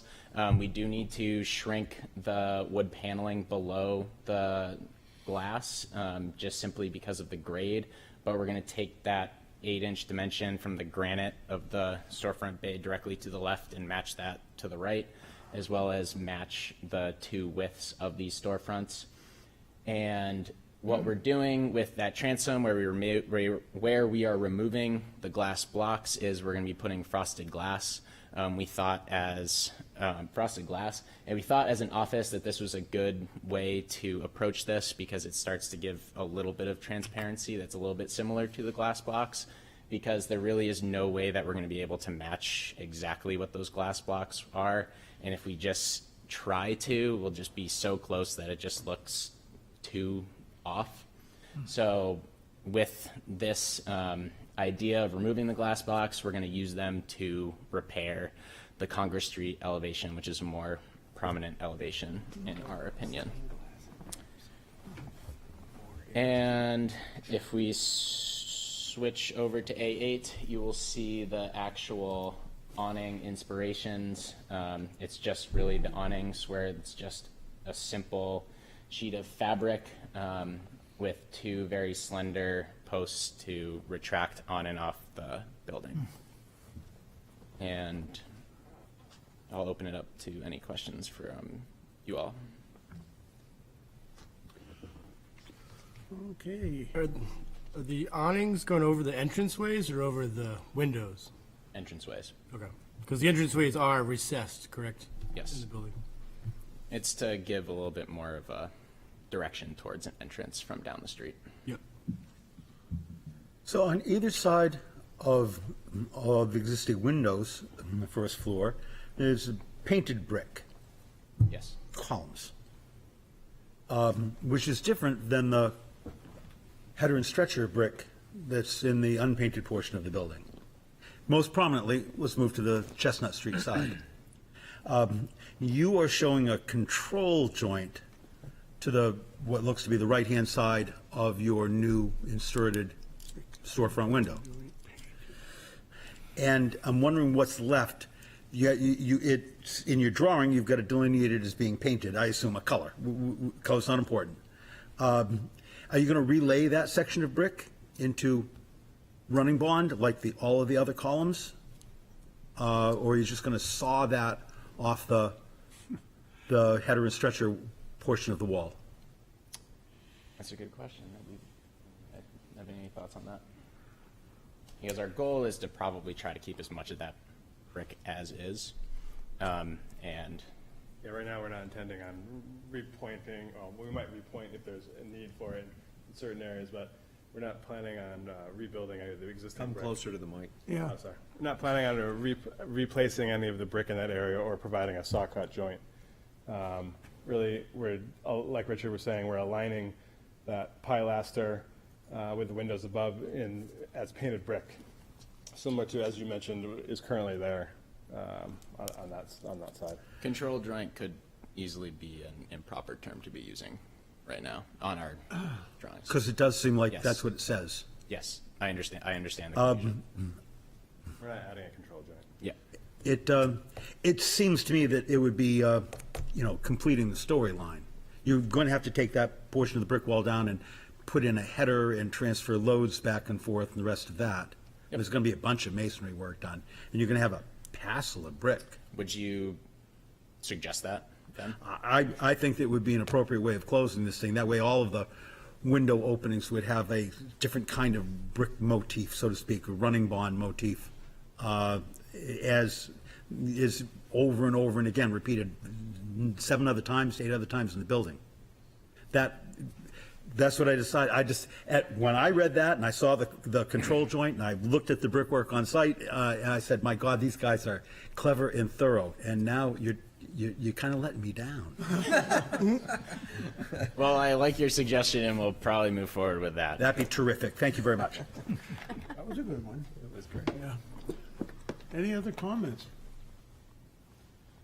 It was a good catch, though, David. Yes, Margot. About the frosted glass. So I see where you're concerned about not being able to replicate something that's that old, and that's really difficult. And if you do have some damaged glass in the front, that is a great way to salvage how that looks. But I'm kind of questioning the idea of the frosted glass, because that reads to me very, very modern, and this is a different type of modern. The glass block brick was a certain time in our architectural history, and so I'm wondering if you could or had considered something else other than just modern frosted glass, some kind of stained glass with a simple pattern, something that maybe replicated a little bit closer to the block but wasn't block. We have considered some alternatives. We did not consider stained glass. We did come to the conclusion of moving forward with the frosted glass simply because if you were to look at it on like the corner, you would start to see similarities in at least like the color. You want to put it that way. I just wonder if there was a textured glass that might be available that would give you that same obscureness of the glass brick. We can look into something like that. I've seen some, they're like basket weave, and they give that sort of texture. But and then the awnings, I know they're retractable, but I also know that very often once they're out, they're out. They don't retract very often, and so you're hiding the beautiful glass because they start at the top, right, and they cross over the glass brick when they come out. When they fold back, do they disappear into the header, Yes, which would that be molding? which would be above the glass. Yeah. So when they retract, you can see the whole glass band, but when Yes. they're down, it's obscuring it. Yes. Okay. Just a question, when they're retracted, they would just be, you see the white posts or whatever color they are, but you would still see the post going up, and that would be interrupting the glass as well, right? So even if Yeah, they it were would just be a retracted, it very wouldn't be. slender metal. Yeah, per but the se. support posts would be, yeah. You'd be looking at the underside of it. So the purpose of the retractable awnings is to say to the pedestrian, here's the entrance? Yes, that is the It's not for intention of- shade or something like that? Nope. It's more or less as a marketing technique, as you would to attract people directly and direct people to It won't, yeah. an entrance. Huh. I'm trying to think of something else that might serve the same purpose that wouldn't obscure. Projecting sign. Yeah, projecting, or Yeah. a little awning that's a permanent right above the door. I don't know. I just, Yeah, I mean, just to add to what Richard was saying earlier, I mean, we understand what you're saying, but, you know, I guess other examples on Market Street, you know, is one location, you know, several of the storefronts all have retractable awnings. Doesn't mean I like them. I understand that, but I guess to the point of they don't necessarily stay out. They're, you know, they're retracted on a daily basis, really. And I think most of those awnings just come out with no support though, right? That's So they true. don't, so when they're out retracted, you don't see them, they're just a line. This one wouldn't, this one would be an upside down U. Right, so you would have the arms Yeah. that would go up that are attached to the wall. Yeah, so it'd be a little different. But like Richard was saying, you know, the rest, most of the mechanism or most of the awning is retracted into the banding, so it would be above the glass. And you wouldn't necessarily blocking light and stuff, except for the two arms, which are fairly slender. So are you choosing the supported awning because these actually won't be retracted? They're signs, right? No, they are retractable. No, they're retractable, but if the primary objective is to advertise the entrance to the user, they're likely to be down, as Margot said, most of the time, because their primary function isn't to provide shelter, it's to provide a... Yeah, but most awnings are also only open, well, as Mark was mentioning, the ones along Market Street are really only open or extended when businesses are operating. Agreed, but if humor me, if the awnings are not supported with brackets, there's a bigger risk of weather problems with the awnings being out there unsupported when nobody's maybe present at the store. So they get rolled up at night because they're not as stable as what you're proposing. Right, but You could leave that the for months. businesses are also open at night, so there's no need to keep them out. Agreed, but there's, It's you also can't leave it's them also out. it's also a big sale anyways. So if there's any wind, they would probably be retracting them anyways. That's weak. I'm pretty familiar with awnings. Just on the Fair Landing, we have an awning over the bar, and we have a actually huge awning over our dining room. Familiar with the wind issues with all that. But yeah, to me, this does say with those bars, that means we're planning on leaving them permanently down. It's going to be an advertisement. If it wasn't going to be, then they would just have the awning that comes out with just the bar, and it doesn't have any supports on the side, because they would be like you said on Market Street. That's why those are all like that. I just feel like those are a lot less intrusive to the sight line. You know what I mean? Like we're putting a big obstruction, whether they're out or they're retracted. They're almost more of a eyesore when they're retracted, with those bars going up. You know what I mean? I would think. I think if it would help, the applicant would probably be more than happy to remove, go to a style that doesn't have the bars. Yeah. Really part of that style came from, their inspirational images that we showed you earlier. Yeah. So. Yeah. Yeah, just with that experience from awnings, it gives you a more permanent, with those bars. Obviously, that's the intent, is to be more sturdy, be there to, withstand the weather no matter what weather it is. There does not seem to be a large surface, unless it's the awning itself, to have advertising put on there, or the name of the restaurant or whatever. Mhm. There's not a large flap that hangs Yeah. down. Projecting signs are great, guys. Yeah. Especially in Portsmouth. Yeah. What? May I speak? Oh, yeah. Oh, I'm sorry. I like what you're doing. I like the awnings. I think more buildings in our town should have awnings, and they give it a pedestrian quality and help project forward into the street. Give it more of depth that this doesn't have without them. So I have no problem with that. I think they're great, and you can make them fixed as far as I'm concerned, because they're really only temporary when you think about it. I think everything you're presenting is fine, even the frosted glass is fine. I think you want something more abstract, like you said, so you could get more artistic with it, but what you're proposing to me is something I can support. Dan, do you have something? While I'm looking this direction, No, I'm happy. anybody else? Mr. Chairman, if you don't mind, thank you very much. Couple of things. I'm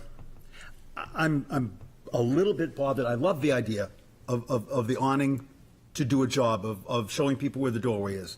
One of the things that I think people miss in modern architecture is identifying a doorway. And certainly the awnings would go a long way to doing that, the way that you're using them. I'm a little bothered by the fact that they don't appear in a traditional fashion of awnings over a window or in a window opening, that these are just pasted in what appears to be a long line of otherwise decorative patterned glass block. It seems like it's just a thing being placed there. It's lining up with a door, but it doesn't have any architectural home. At least that's in my humble opinion. So I'm not sure how that shakes out. On one hand, I think that the awning does a job, and on the other hand, I think that these are a little bit awkward. We cannot, and I'm sure everyone knows this, we can't legislate the use of an awning.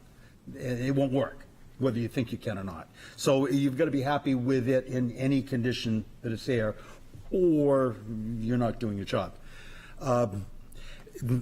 Having said that, I sort of have the same kind of feeling about the frosted glass as some comments, and wondered if there wasn't another, we'll say, period correct glass that you could choose.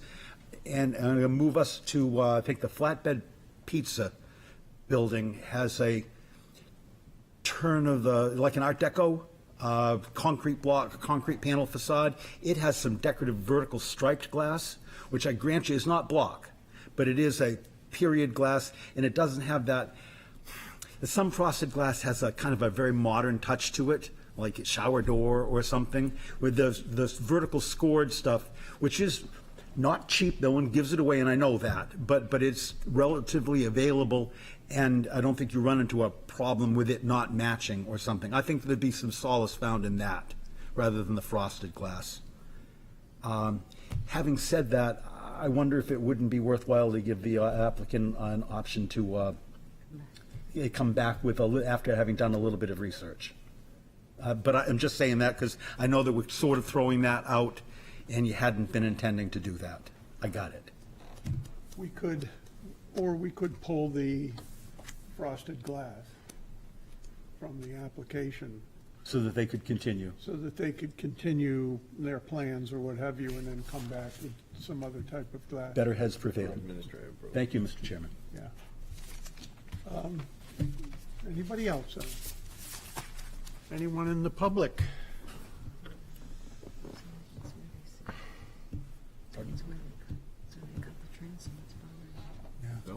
Yeah.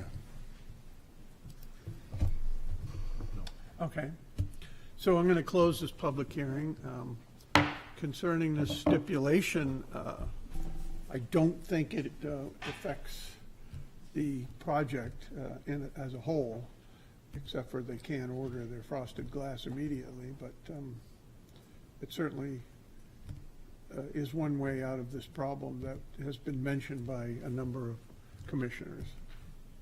So I think it should be a stipulation.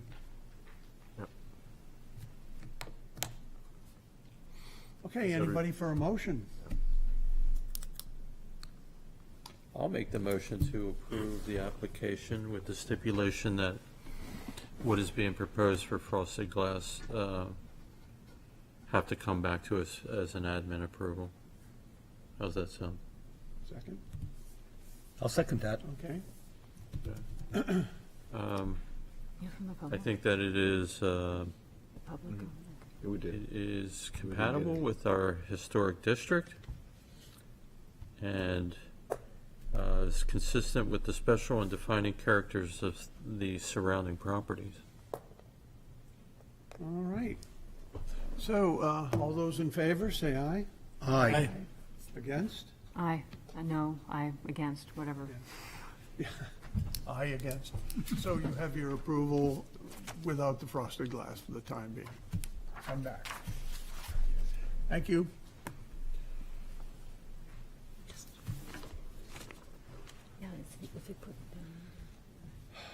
Okay, petition of Michael P. and Arna D. Lewis, owners for property located at 41 Salter Street, wherein permission is requested to allow new construction to an existing structure, construct second floor addition.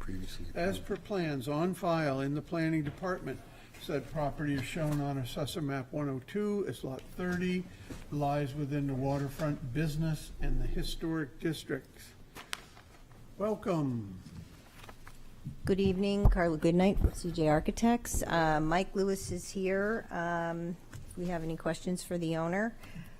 This is an application that you've seen before and approved. The original approval was granted last year in May, and the owners have decided to pursue a smaller scope, which I know will please some of you on the board because we were sort of looking, and some of you were looking in that direction. And so we've included images from the prior approval just to refresh your memory, and highlighted the changes for your review. So if you move on to looking at 1.0 is the site and surroundings. 2.0 shows the street views that are impacted by the building, and the site has been highlighted on Salter Street there on 2.0. And the same on 3.0 from across the water. Looking at 4.0, The image up on the upper left is the existing front view. This is the previously approved, and this is the view that we're currently seeking, which, as you can see, is almost identical to the existing front view on 4.0. And moving 4.1, on 4.1, the existing right side, we've done this we've done the same lineup for you. The existing, previous, and proposed. So the existing building, they've decided to keep everything as is, introduce only this second story here on the end, and basically just infill that space right there. The actual window counts and sizes and so forth are outlined on following pages. And 4.2, the existing shed dormer, where we had been approved, and basically the owners have decided to extend the existing roof line that's already there out over that space and just create their second floor space using that method. And basically, the window patterns are all as previously approved in that addition, and on the main house, they're just reverting back to existing. So, and then moving on to 5.0, front elevation has no changes. 5.1, we've noted the few images that are changing there. Basically, the roof line. You can compare what we had all talked about the last time we were here with these window patterns. And these are basically the proposed window patterns. Pretty identical. We did need to add an egress window in there for the new layout, but the roof is just coming down to match the existing. And again, all the windows are keyed and numbered, corresponding to the previous approval. And again, the largest change here is just in this gable end, reverting back to an extension of the existing roof line, but again, keeping all the same window patterns and previously approved, though expired, window patterns that were on there before. And 5.3, I know you're going to be disappointed here, but we've taken out these skylights. They're going away. And we're going to this, back to the shed roof. So,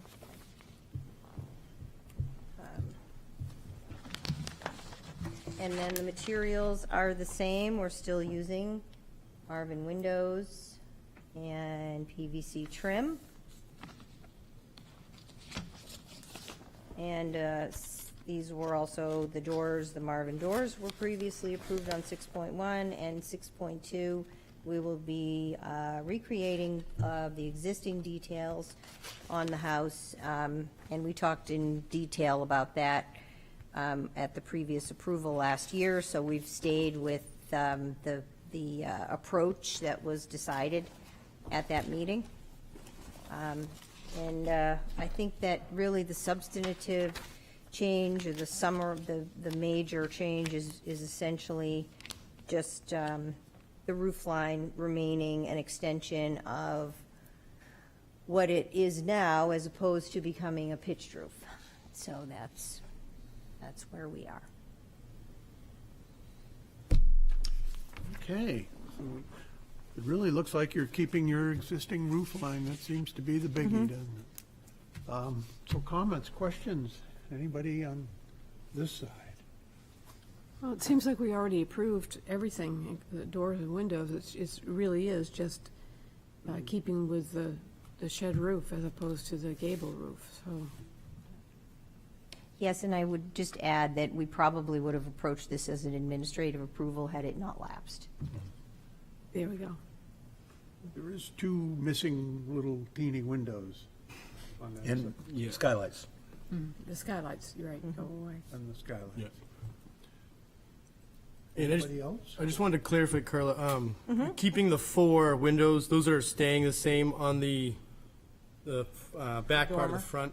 Yes. Because it was going to change to 3, but now it looks like those are just staying. It's, next. What sheet? 4 now. It's on 4.2 or Right. 4.1. You're talking about these. Yeah. Yes, those are staying. Cool. Those are that's what's there now.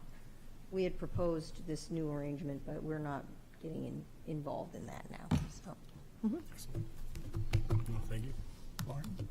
I would just say that if this was a new addition from all the way to the original house out, I'd say no. But you're just picking up what's there and extending onto it, so seems like a simple request, and I can support it. Same. Same. Same. I can see why the previous group approved the slanted roof. It just looks like it fits in better as opposed to the flat roof, which almost looks like someone ordered a attached shed twice as big as they wanted. But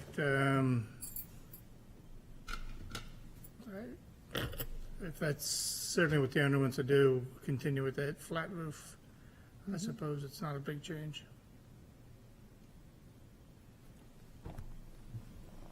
Okay. Is there anybody in the public that has a comment concerning this addition? Nobody on. Nobody's out there? No neighbors behind it, whatever? Okay, I'm going to close this public hearing. For a motion, for findings. I move that we approve as presented. I'll second that. I believe it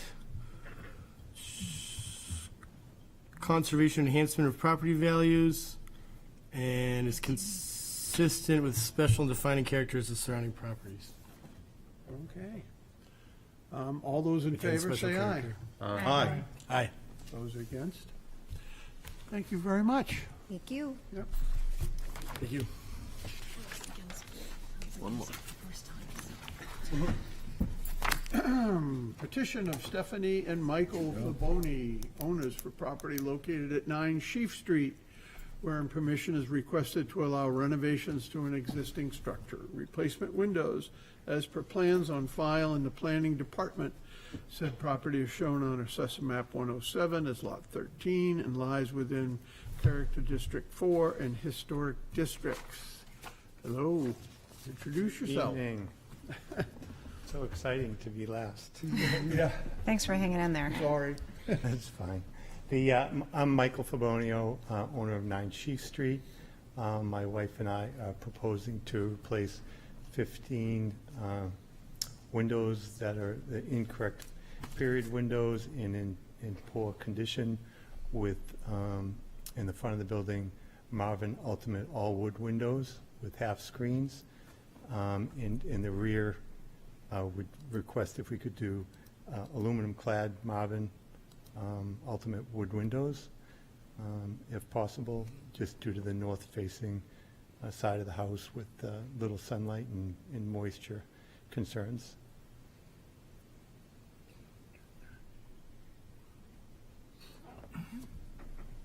Well, this is pretty straightforward, eh?